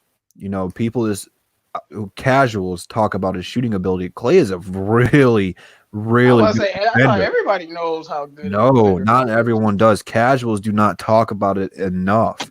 He is a solid, solid defender, and at times, most likely guards the team's best guard when they play because Steph can't. He's underappreciated, undervalued. I don't know. I still think Kawhi is a better defender than Clay. Clay is a better offensive player than Kawhi, but Clay Well, needs to be in that conversation. I asked that because Kawhi won 2 Defensive Player of the Years, right? Yes, sir. When he was winning Defensive Player of the Year, bro, he was shutting down everybody. I don't care if they played in the finals or not. If you saw Kawhi, it was the death of you. And I don't think he's that good anymore. I'm just being honest. He's still an elite defender. Like, I'm not saying that. But I don't think he's as good as he was those 2 to 3 seasons where, I mean, it was clamps. Like I said, he's still elite, but like, I don't think he's as good. And if you're not as good as you once was, and then Clay is an elite defender too at the guard position, and he's better offensively, I just thought it's an interesting question to talk about because now you we talking about Rudy Trash Bear, Giannis, AD. We talking about those players as Defensive Player of the Year. You know, and Giannis and AD specifically, they doing it. They two-way players. So you could argue both of them are better two-way players than Kawhi, but you know Kawhi has the championship. It's like people it's like because you win a championship, people make you greater than you are. Just because he got a championship don't mean he's a better two-way player than certain other guys. But that's another conversation. But just something that's interesting to talk about. All right, now before we open it up to the chat. All right, so I've been doing some research and I've been looking. It's been a lot of articles coming out talking about LaMelo. Some people were saying the NBL could have hurt his draft stock. Some people were saying the opposite, but contrary to popular belief, it's not a consensus that he'll be a top 3 pick, which is crazy to me. But considering where the Pistons are now and where we might be if the season starts and the season ends, do you think LaMelo could actually slip to the Pistons by the miracle of God? We're going to start with you, Bravo. Yeah, I think it's possible, but I don't know where we are gonna end up in the lottery though. If we end up like top four, maybe he goes down to top four. You never know. But it all depends on the teams ahead of us and stuff like that. But I do believe that Anthony Edward is the best player, so he's going number one. You can see the Golden State also getting top three, so they're gonna pick up James Wiseman, and you can see one of the other teams than us maybe. So it's just a matter of who's gonna fall down. I can see some teams going for like other centers, like this guy Okonwu or maybe like a Onyeka. yeah, Okongwu. I'm not really a fan of them, but he looks good. But there are some players that you might really. I think I could see Lamelo Ball go 304 maybe. The highest, the lowest I can see him is 304 pretty much. But if we get lucky, I mean, I definitely can see it happening for us. Um, okay, definitely, man. I got a question in the chat. Clay is a better offensive player than Kawhi because I see Push play. He says Clay is a 3 and D. Clay is not a 3 and D guy. 3 and D guys don't score 37 points in a quarter. Clay career is what 20 points a game at better than 40%. It's more than offense than what you're talking about. I mean, Clay is literally the player that can get hotter than any other player. 60 points in 3 quarters. I've never seen Kawhi do something like that. Clay is literally after Steph, and we can argue, he the second greatest shooter to ever live. Kawhi can average 25, 27 in the series, but in the finals, Clay played better than Kawhi. Clay is He did. also a great passer and initiator of the offense too. Like Clay played better than Kawhi in the finals. Clay Are can we play. forgetting? Clay can play 1 through 3. Giannis plays 2 through 4. So I mean, they're different. They're I different. mean, you mean Kawhi? What did I say? You said Giannis. Oh Giannis. shit. Yes, I meant Kawhi. Giannis 1 through 5. Yeah, Giannis can and play then one through. Yeah. yeah, well, Giannis 1 through 5, man. I would even say AD, as long as he ain't guarding Kyrie, could do 1 through 5. Plus, But Clay can shoot mid range. yeah, I mean, well, we know Kawhi can shoot at every level. He can finish at the rim. but I don't think offense is as simple as some people trying to make it. But he said take the 3-point line away. Clay is nothing. Take the 3-point line away. What is Steph Curry? Yeah. What are we talking about? You can't take that 3-point line away. Like I said, 60 points in 3 quarters. And let's go back to the final. Like, we can have a debate. I'm open to everyone's opinions, but let's go back to actual evidence we had. Who played better in the finals? Up till game 6, where Clay had 35 points. I'm telling you, as much as I want to go to State to lose, if Clay don't get hurt, they losing. I guarantee he's gonna drop 50 because he had that. You know how Clay get when he get hot, and you just like, oh man, it's over. He looked that hot in that game, and I was like, oh no, it's over. He would have ended up winning them that game. Now I don't know about game 7, but we just go back to the finals. Clay played better in the finals than Kawhi did, and in game 6, Kyle Lowry and Pascal Siakam had better games than Kawhi, and those are facts. Siakam had 26. Lowry had like 20 something. Like Kawhi had 19. Could you imagine Kevin Durant? Serge Ibaka. Right. Could you imagine Kevin Durant or LeBron James or Steph Curry having 19 in a closeout game and not being criticized for it because they won the chip?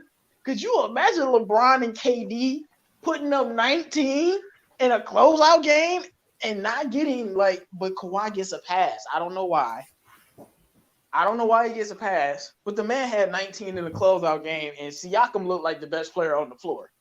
I was like, yo, this dude is a beast. And Kyle Lowry was doing this thing, but Siakam was amazing in game 1 and game 6, the 2 most pivotal games.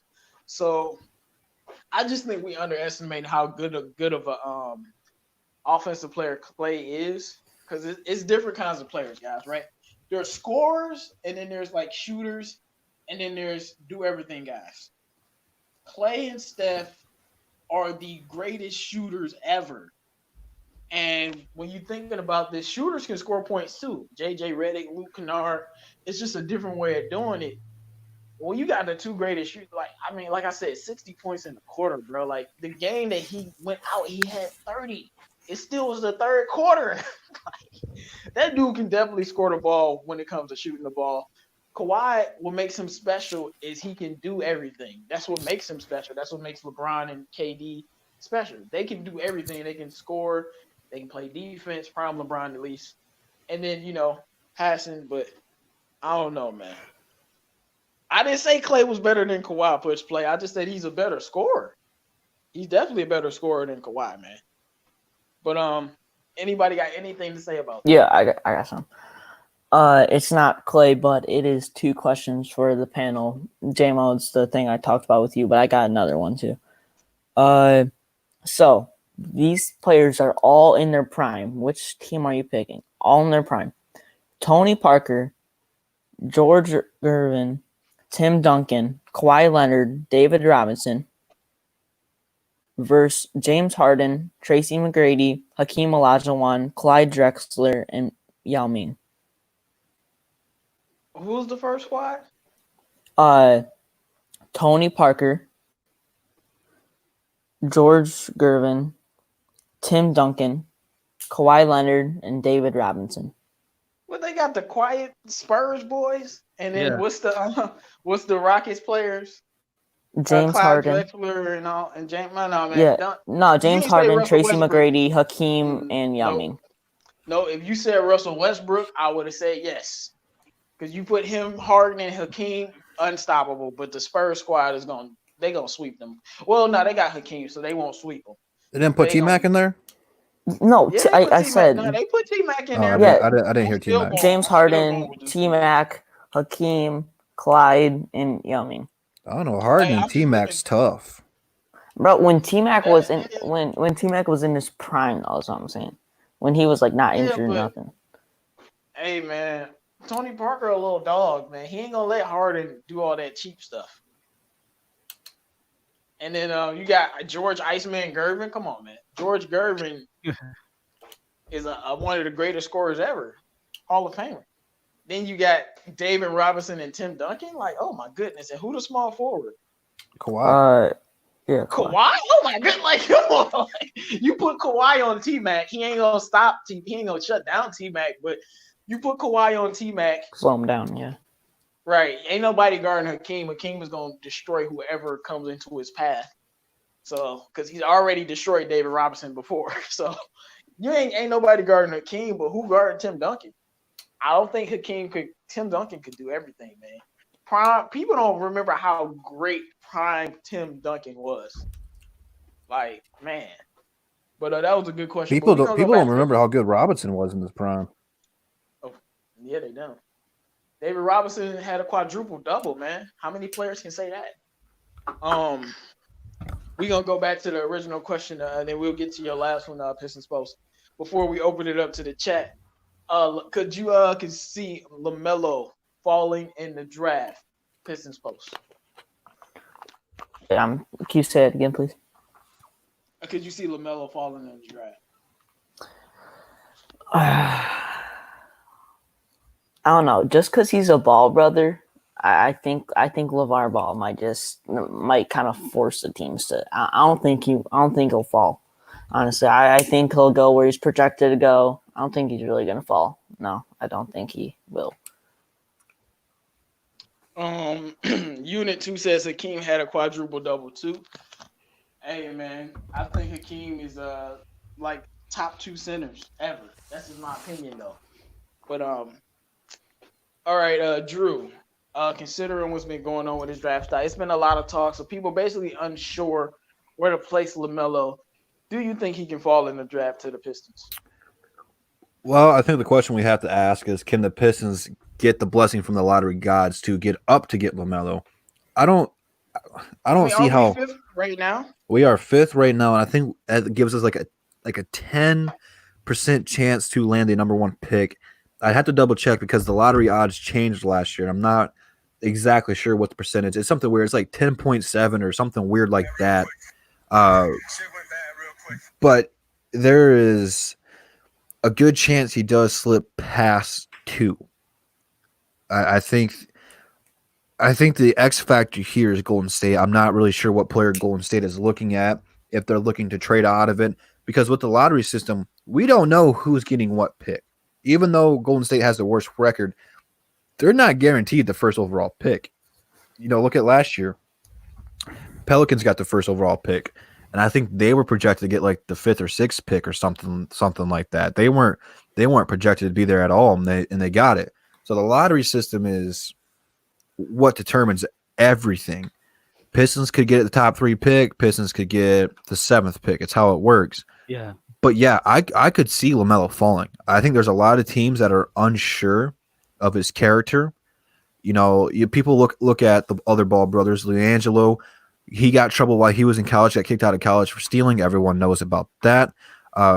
Lakers, they moved on from Lonzo, and I think they made the wrong decision there because of LeVar. LeVar was hyping him up to be Jason Kidd and Magic Johnson and just some of the best point guards to ever play the game. And you can't do that to a kid, man. It's not fair to that person. It wasn't fair for people to compare LeBron to Magic, or no, it's fair for that because they play some. I meant MJ.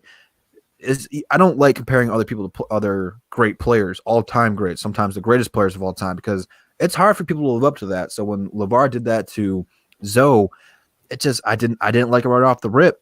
And I knew Zoe was going to be a good player. He's got good instincts and stuff, but I think GMs are going to be looking at the other 2 Ball brothers like, do we really want to gamble with this guy and get that kind of unsure attitude in the locker room? It's no doubt Melo is the best player out of the Ball brothers. If I'm the other GMs, I don't think I'd pass on him. But you look at Golden State, they already got chemistry there. Do they want to take a chance on a kid like that and kind of ruin it? I don't know. I don't think it's very likely he falls past 3, but anything can happen. I hope it happens if the Pistons do not get a top 3 pick, so that way we can get them. Yeah. Now I see some questions in the comments. If LaMelo fall past 2, then he fell in the draft. And I'm seeing some articles talking about he could fall lower than that. I don't think he the best Ball brother. Drew, chill with that. Coming out of college or wherever overseas, I don't know about all that. He got to prove himself first. Um, I think he's gonna fall in the draft, and because Levar already went on his press run, Oh, you think he's gonna and fall? You said? yeah, Yeah. already went on his press run, and he didn't say those outlandish things of LaMelo. What I always say with Lonzo is you hyped him up to be the next LeBron James, basically like Zion Williamson, when he was originally always the next Jason Kidd, just a little bit taller and more athletic, and that's what he's showing now. But you can't hype a guy up to be basically Zion or LeBron when he never was supposed to be that. Maybe down the road in 6 years, maybe. Could you imagine if we hyped up Giannis to be what he is now when he was a rookie? Oh my goodness. Like you can't do that to certain players. But I think idiots, I ain't gonna even say people, general managers who are idiots are unsure about LaMelo and you're an idiot. Like I think I love Anthony Edwards, but I'm gonna chill on Cole Anthony. I've been going hard on him a lot. But I've looked at some numbers and Anthony Edwards and Cole Anthony numbers are actually pretty similar. So I got to give Anthony Edwards that same kind of flack, and I'm more concerned about his efficiency and stuff. But he's a boss. But I think Lamelo the best player in the draft just because he can pass the ball. When you have that gift of passing and then you can score and do other stuff, it's like all these players. Well, not all, but the best players always have a special gift on top of what they already have. Zion, we know what his special gift is. I don't even have to say it. But John Morant, he had all that talent, but he can pass the ball. So you need those special gifts to carry you over. And I think Melo has that, but I think he's gonna fall right to the Pistons. Well, I'm praying he does. But I think people are unsure, and this whole hiatus just added to it. And like GMs are just idiot. Like, I don't see how you could pass over LaMelo unless you didn't need a point guard. Unless you were Cleveland and you didn't need a point guard. Yeah. I don't see how you could pass up on LaMelo, or unless you're Golden State and you have two elite guards. Those are the only teams I can see passing up on him. And if it's Golden State, Cleveland, and then like another team, maybe they pass up on LaMelo or something like that. But It's now that possible. the tournament is not gonna happen, so nobody draft stock is gonna rise, and so he's just like in a conundrum because to me he was the second or the first pick, no, like off top. But now people are, they're thinking different things, and like I said, they're idiots. But it is what it is. They can think how they want to think with that. But You'll be it surprised that is Obi what it is. Toppin goes not top 3, top 4, even top 2. I Toppin is a wouldn't be good player. surprised. I would Yeah, not be surprised at all. I yeah, think he's good. he's I really wouldn't good. be Obi surprised. Toppin is like he might be. I wouldn't be surprised if he went number one, man. I think he's that good. Yeah, exactly, I exactly. think he's the third best player in the draft. I think so I think too. he's the third Yeah. player, so I wouldn't be surprised where he went. All right, Pistons Post, man, you got a question for us, man? Before we open it up to the Oh, chat, man. yes, sir. Uh, so we all have to pick one duo. One duo. Here are our duos to choose from: LeBron James and Shaquille O'Neal, Giannis and Kareem, James Harden and Hakeem, Allen Iverson and Joel, Dirk and Luca, Jason Tatum, Larry Bird, Nikola Jokic and Carmelo, Devin Booker and Charles Barkley, Aaron Gordon and Dwight Howard. Look, We're I gonna start like with you, Dirk. Bravo. I don't know. You were too fast. I didn't even pay attention. So Gordon Hayward and who else at the end? What? What? No. Who was in Gordon Hayward and who All else? right, I'll tell you. Look, you got LeBron and Shaq. You got Hakeem and James Harden. You got Luca and Dirk Nowitzki. You got Nikola Jokic and Carmelo Anthony. And I'm missing Giannis like and two others. Kareem. I'm just Giannis gonna and go LeBron oh and my Shaq. goodness. Just go LeBron and Shaq. Easiest. Um, go ahead, Drew. Look, I like Dirk and Luca. That'd be fun to watch, but dude, LeBron and Shaq would be unstoppable. Yeah.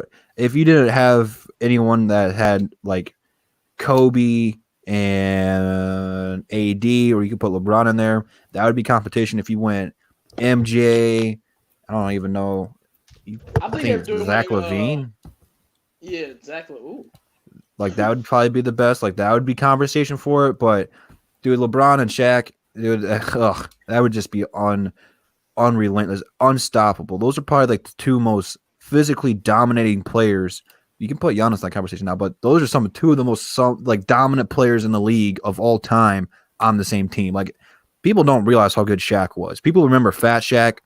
Shaq's first year, couple years in the LA, he was unstoppable. They was literally putting 2 or 3 people on him, and he was still dunking on them. Shaq was unstoppable. Prime LeBron, you're talking the end of Cleveland run, first Miami run. Ugh, that'd just be too painful to watch other teams try to stop that. Okay. What about you, Pistons folks? Of course, I'm gonna pick LeBron and Shaq, but my most competitive duo would be Hakeem and James Harden. What about you guys? What would be like your team that would Why come you gotta close? do that, man? I was gonna say Hakeem and James Harden because if you didn't know, I'm telling everybody who's listening, I don't even like James Harden. I don't like James Harden either. But he has to be the 3rd greatest offensive player this game has ever seen. And I'm not including Wilt Chamberlain in these combos. I'm telling you, 20 years from now, you're literally gonna be saying Michael, Kobe, James Harden. Like he's just too good on offense. Like prime LeBron, what are you doing with James Harden? Nothing. I'm sorry, he gonna get cooked because James Harden has an unstoppable move, just like Kareem has an unstoppable move and Dirk had an unstoppable move.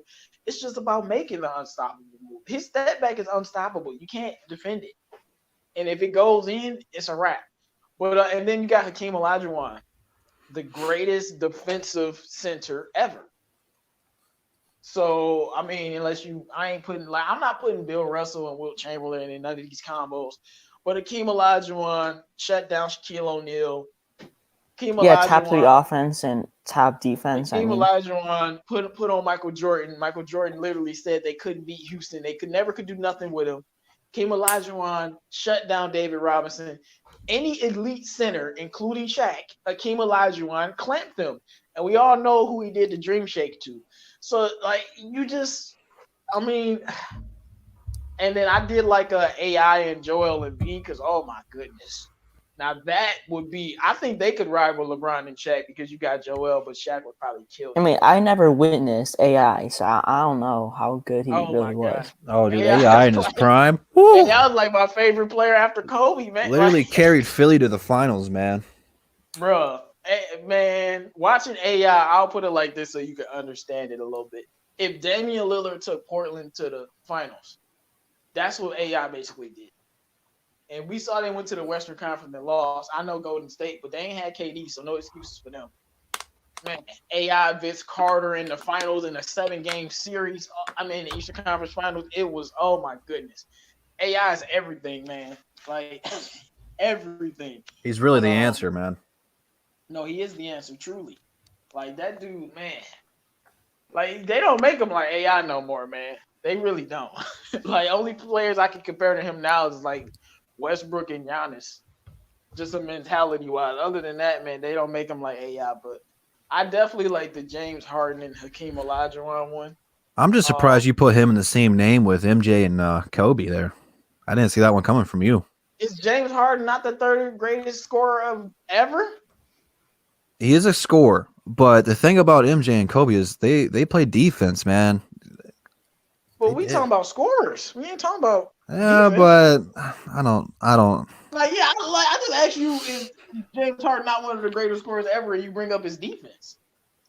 Scorers. Yeah, but I'm talking like you're gonna put a lot in this competition though. You're gonna put a lot of pressure on Hakeem to cover up the defensive presence of James Harden because he's gonna let whoever he's guarding blow right past him. So now he's got to worry about guarding his guy and covering James Harden's guy when he gets to the rim. That's a lot. Well, it's like playing 2K when your teammate sucks. He isn't a great defender, but he's not terrible. I've seen him play defense. Well, we don't know how good defensively he is because he doesn't play. He doesn't care. So he could be good. He could be. I I mean, don't how could know. you be playing defense when you should doing what he doing on offense? But if we talking about scorers, you could argue he's the greatest scorer. I'm not gonna make that argument, but you could argue it, averaging 35 points a game, bro. Like, Are we just talking come on, two guard here? Or are we talking all time? period, He's not better than period. KD. KD seven I don't foot tall know. and can do everything he does. Yeah. No, he can't do everything he does. Yeah, he can. KD is not a step back god. He's got the Drives up. range. He doesn't have to do the step back. He's 7 foot tall. KD, I don't care. Dirk was 7 foot tall and he had a fadeaway. Like, what are we talking about? Yeah, but he played power forward. He was going against other 7 foot tall people though, JMO. Man, KD ain't never averaged 35 points a game. KD don't got a 60-point triple double, bro. I'm just saying, we talk about scoring. KD is a good one, but Harden the best scorer of this era, like straight up. I'm taking KD. I'll respect your opinion because it's between those two, but give me KD. All right. So who would your duo be to compete with LeBron and Shaq? Let's go around the panel. You have to pick one. Out of the ones you listed? Yeah. Do you want me to repeat them? Well, I mean, I'm going with Hakeem and James Harden. All right. I'm gonna go with Hakeem and James Harden too. I know Hakeem can defend Shaq. All right. I'm going with Hakeem and James Harden too. I'm gonna need that list again. All right. LeBron and Shaq, Giannis and Kareem, Hakeem and James Harden, Allen Iverson and Joel Embiid, Dirk and Luka, Jason Tatum and Larry Bird, Carmelo Anthony and Nikola Jokic, Devin Booker and Charles Barkley, and Aaron Gordon and Dwight Howard. I don't like any of those teams to match up with them, to be honest with you. I really But don't. it's not about matching up. You got to think about the other three players too. He just said, who would you like to stop? If we're playing 2-on-2, he didn't specify. I don't like any of those players matching up with them. All right, but if you had to pick one to compete with LeBron and Shaq, who would it be? For me personally, I'm going Luka and Dirk because that's entertainment. Those are, out of those four players right there, those are like 3 or 4 of my favorite players. Yeah, and I like what Marvin Tolbert said, Kareem and Giannis. Okay, B-Ball Gresham Zion only played 19 and is 23.6, not 24. Come on, bro. First of all, it was 24 for the last 4 weeks. Wow, he had a 17-point game where he had 9 field goals. So it went down by 4 points? Come on, man. Semantics. Let's not do this. And Harden chokes too many times in the playoffs. KD choked a lot in the playoffs too before joining Golden State. Westbrook. Westbrook. Forget about that? Hey, Westbrook didn't shoot 12 or 40, 12 or 30 in game 6. Oh, I hear crickets. I'm just saying, I got the numbers, bro. KD was literally called Mr. Unreliable. Like, we gonna forget this? Let's speak the facts now, because I remember KD going against Memphis and Rudy Gay busting that ass, and they lost. Hey, put some respect on Memphis though, man. That team was underrated. I'm just saying, like, before KD went to Golden State, he was literally James Harden. Am I wrong? Yeah, and people always want to blame Westbrook for everything, man. Just stop with that dumb shit. Well, let's do this, okay? Because even if you want to say Westbrook was better than KD or KD was better than Westbrook, they got to the finals. Let's see if Harden and Westbrook can repeat that and go to the Hornets. If he goes to the finals, then we can start talking. Hey, give Harden, KD, and Westbrook. I mean, Harden helped them get to the finals too. I just feel like KD had way more talent and achieved way less. Harden has been a one-man show with Chris Paul. Now he's a two-man show with Westbrook. He's been to the Western Conference Finals like a couple times. So he's had less to work with. KD had a squad. And in your defense, cuss out Sam Presti for getting rid of Harden, but they had a squad. JMO, in your defense, you didn't even mention. So I want to help you out here. Mike D'Antoni is an idiot. He is all offense, 0 defense, and Scott Brooks was a solid coach, and they played good quality defense in OKC. Yeah, man. I'm just saying, like, I don't even like Harden. But one thing I will give him respect as being one of the, like I said, the third greatest scorer after Jordan and Kobe. You got to, man. The man averaging 35, bro, and he playing with another superstar. The year before, what was he averaging, like 34? Like, I don't go look up the stats, please, so I can be correct. Because I think it was 34, 35, but it might have been 30. But if that's the case, I don't know if anybody's ever done that. Because that's crazy, man. James Harden problem is the step back is it's a low percentage shot. So if you miss it, you look like an idiot. But if he making it, I mean, it's all types of problems, man. But this is the time where you guys can put all of your questions in the chat. And let's see what you guys think about it. Marvin Tober says Michael Jordan doesn't get a big. I mean, you can give him Joakim Noah, prime Joakim Noah, but is that gonna No, be give him enough? Joel Embiid. Give him Joel Embiid. No, it got to be on the same team. Oh. They have to have had played on the same team. Hmm. Yeah, that is Maybe not Allen shown the Iverson, last Allen 2 years. Iverson, and Joel Embiid. Maybe. I don't know. Yeah, that was one of the teams, and I think they would have been great. But it's like Joel Embiid's little soft self ain't guarding Shaq. Shaq would, Yeah. man. Shaq would make Joel Embiid quit the NBA. So what did he average last year? I'm trying to Go with find out. Chauncey Billups and Ben Wallace. Let's see. Oh, there we go. 2018, 2019. He played 78 games. Points. Where are points? He averaged 36 last year. You said how much last year? 36. How much this year? 34. That's come on, man. Ain't no player ever done 36 points a game, and you not, Shaq or Giannis. That's crazy. And then 34, and you added a superstar to your team who's balling out too. That's ridiculous, man. That's ridiculous. Like I said, I don't like him hard. I don't like how he plays his game. I really don't like him as a player. But man, 36 points a game? Oh my goodness. That's ridiculous.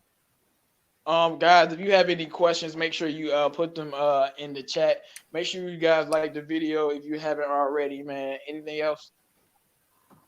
Man, that's crazy. I think that's a good discussion. Also, like, is Dwight Howard the best defender of this generation or no? Because he has 4 defensive player of the year. Of this generation? Well, what we find as this generation? What years? We're gonna end it from 2010 to now. Well, no, 2005 to now. Generation is usually 20 years, but I'm not gonna go way back before 2005.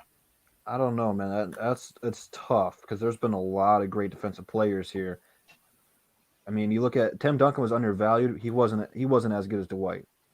LeBron, I think it's between him and LeBron. To be honest with you, Over Kawhi? Yes, because when LeBron Really? first burst on the scene, dude, he was locking people up.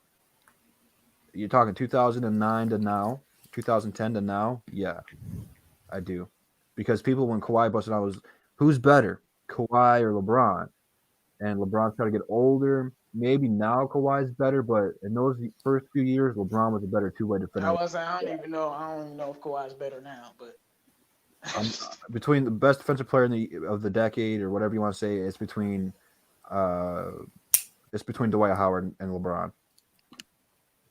All right. Marvin Tolbert. The thing is they got to play on the same team somewhere in the team's history. Oh, you're right, Marvin Tolbert. He's right. I know who I got. Well, no, I don't know if they got. See, it's like can't none of these dudes guard Shaq. But Anthony Davis and Zion, oh my gosh. What about that combination? Like, I can't even begin to explain. But I just don't think nobody can guard Shaq. I mean, we know people can't guard Bron, but you can put bodies on them. But, like, prime Shaq, like, bro. And Shaq was one of the players like LeBron who had 2 primes. He had the Orlando prime and then the LA prime. So, it is what it is. Devin99 says Kawhi won final MVP because of defense, but so did Andre Iguodala. You played defense on LeBron. You kept him from scoring 40 a night. So here's a Finals MVP. Like, come on, man. Like LeBron had 27, 7, and 7 on 50% from the field and 38 from three, I think. I'm not sure about the 3-point percentage, but that was his field goal percentage. Wow, congrats.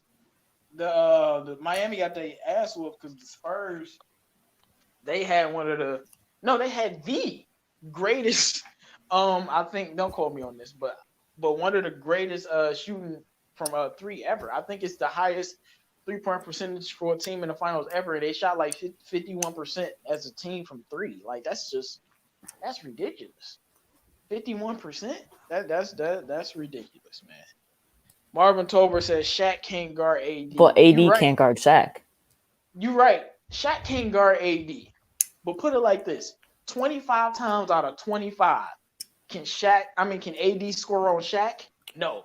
What 25 Shaq we times out of talking about? 25. What No, we Shaq we talking about talking about? Lakers Lakers. Shaq. 25 times out of 25 times, Shaq is scoring on AD. If you go 100 for 100, he's scoring on AD. AD will never stop Shaq from scoring if it's on the inside post. And I know AD is a great defensive player, but all Shaq is going to do is back him down to the post, keep him from blocking the shot. It's going to dunk on you, going to hit you with a jump hook. People act like Shaq wasn't skilled. Shaq had skills, man. I still remember that video of him and Michael Jordan where rookie Shaq cooked Michael Jordan. And of course, he's 7 feet tall, but Shaq had a lot of basketball skills. It's just like he got like fat and it took away from his skills. You remember Kobe always said he felt like Shaq could have been the GOAT if he actually worked on his game. And he could. If Shaq had Giannis mentality, he would probably be the greatest player of all time. And I'm just being honest. We probably get swept. Who was able to stop Shaq at that time? Is it just Yao Ming? No, the only person that's ever stopped Shaq is Hakeem Olajuwon and Ben Wallace. That's it. No other people have ever stopped Shaq. And by stopping him, he still scored like 28 and 30. Yeah. His field goal percentages went down. No, Hakeem swept Shaq in them. And they had Penny Hardaway. They had some good players on that Magic team. That's after the Magic beat Michael Jordan. They like to forget about that. But after they beat Michael Jordan and the Bulls, I don't want no excuses. Oh, he was retired. He came back, man. Excuses. They had 17 games. Excuses. That's all I'm gonna say. That's 45, Mike. That's not 23. That don't count. You said no. He won 3 championships after that. Yeah. That's when he came back as 45 though. That 45 year don't count. When he switched back to 23, that's when he became Mike again. All I know is I don't want no excuses. But they end up sweeping them or whatever. Panel said you're not selecting Shaq on NBA Jam. Hey, I love NBA Jam. I could play with anybody on that game though, because that was the kind of game where like if your players get hot, they'll just make everything. Give me the one that's got Joe D on it, man. I could not miss with Joe D. I had like Joe D and Grant Hill. You got to unlock Grant Hill. No, I need Isaiah Thomas, bro. He has to be the player. But I don't think the NBA Jam. There was one that didn't have IT on it. No. I'm talking about. I could go him and Andre Drummond for a duo. Now I think that would be something to see. Yeah, it would be. But would that be our best duo though? Yeah. It would probably no. It would be Isaiah Thomas and Ben Wallace. Yeah. No, it wouldn't. Ben Wallace though. Ben Wallace can't score. Yeah. You wouldn't need him to. That's what Isaiah Thomas is there for. He's gonna have to be able to score. I'm sorry. I love Ben, but you gotta take Drummond. You got to. Yeah, because Drummond can score, rebound, block, steal. Are we doing this again? Who are we doing this against though? If we're going against Shaq, give me Big Ben. Them other guys. You got Giannis and Kareem. And Kareem, like Drummond's you got getting Murray, cooked. Jason Tatum. Everybody can score. You gotta have people who both of them players had to be able to score.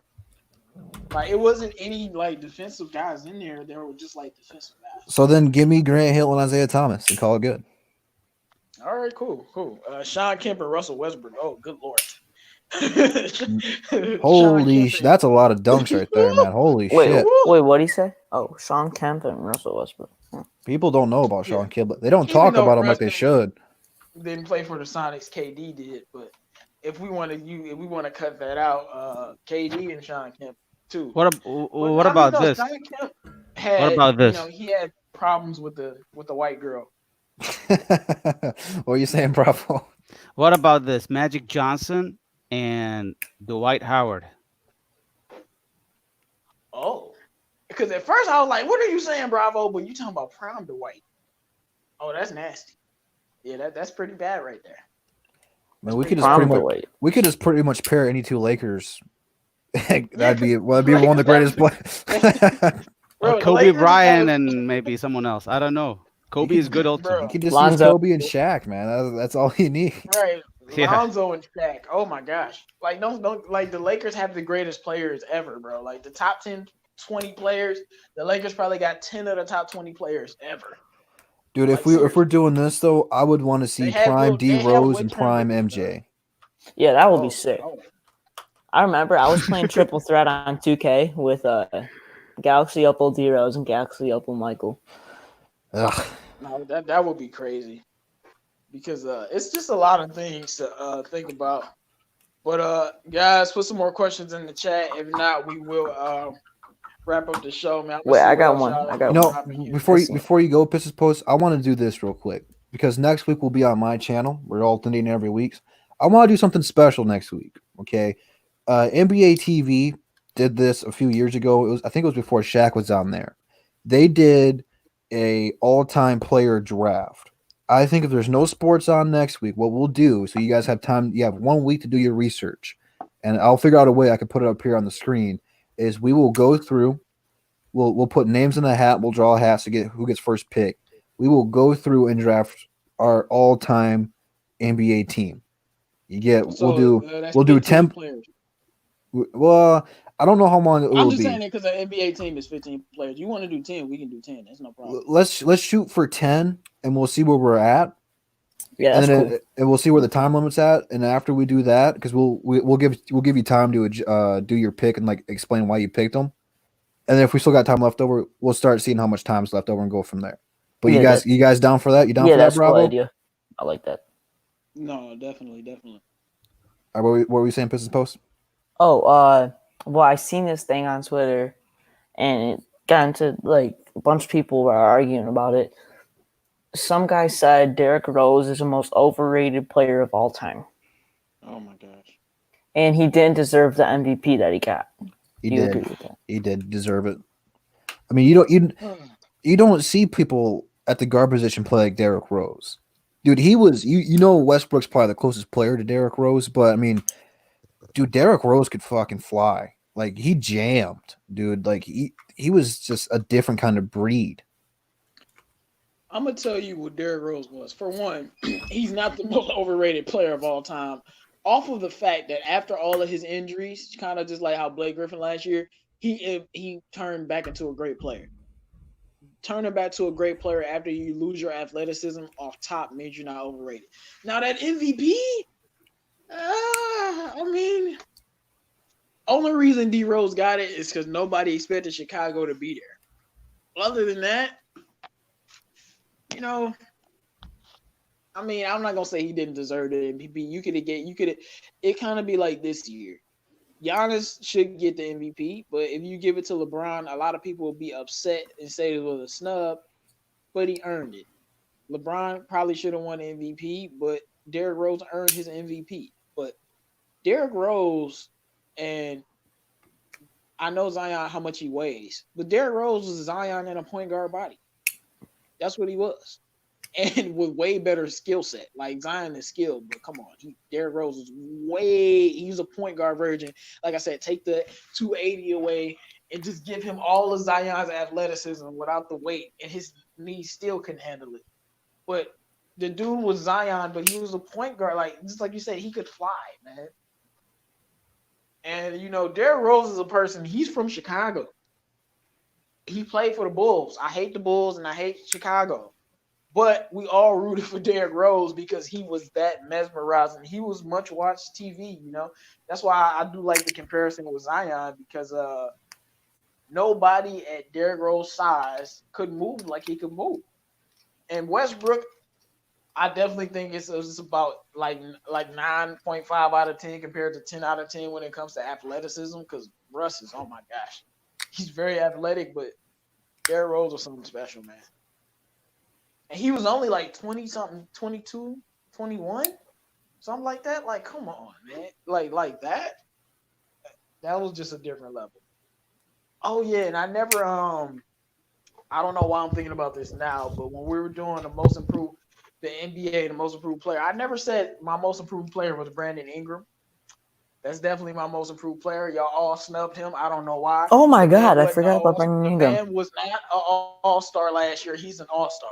Wow, I forgot about Brandon Ingram. I Yeah. completely forgot he even existed. He's an all-star in the West on a team that's not even a playoff team. You know how good you got to be an Yeah. all-star on a team Mm. that's not in the playoffs? And I know PG was kind of hurt, so that kind of helped them. But it's always players hurt every single year, and players make all-star teams because certain players are hurt every single year. So we don't have to do that. But the man made an all-star team averaging what 25, 5 and 4, shooting 40% from three and 80 something from the line, bro. Made an all-star team on a team that wasn't even in the playoffs, bro. Like that's a baller right there.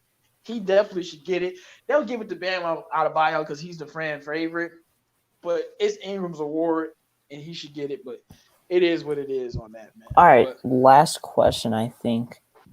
Unit 2 said Prime Rose versus Prime AI. Who are you taking? AI, I love D Rose, man. AI. Can we just say that's a must-see matchup? I just want to grab some I mean, popcorn and there's some not gonna be no beers and just defense watch it. being played. Like, I'm guarantee you D Rose is dunking on AI, and I guarantee you AI is crossing over D Rose.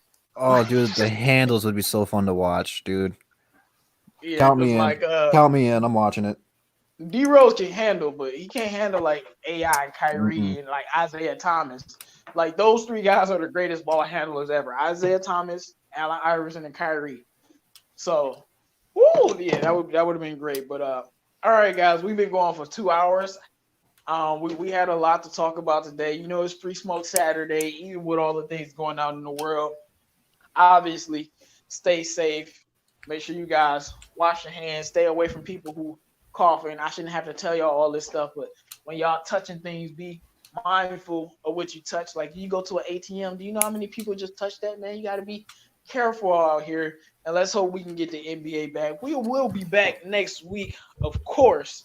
But anybody got some final thoughts before we go? Yeah. All right. From now on, I'm gonna end this with every podcast. I'm gonna say who got next, just so everyone knows. But hopefully everyone stays safe. It was a great show.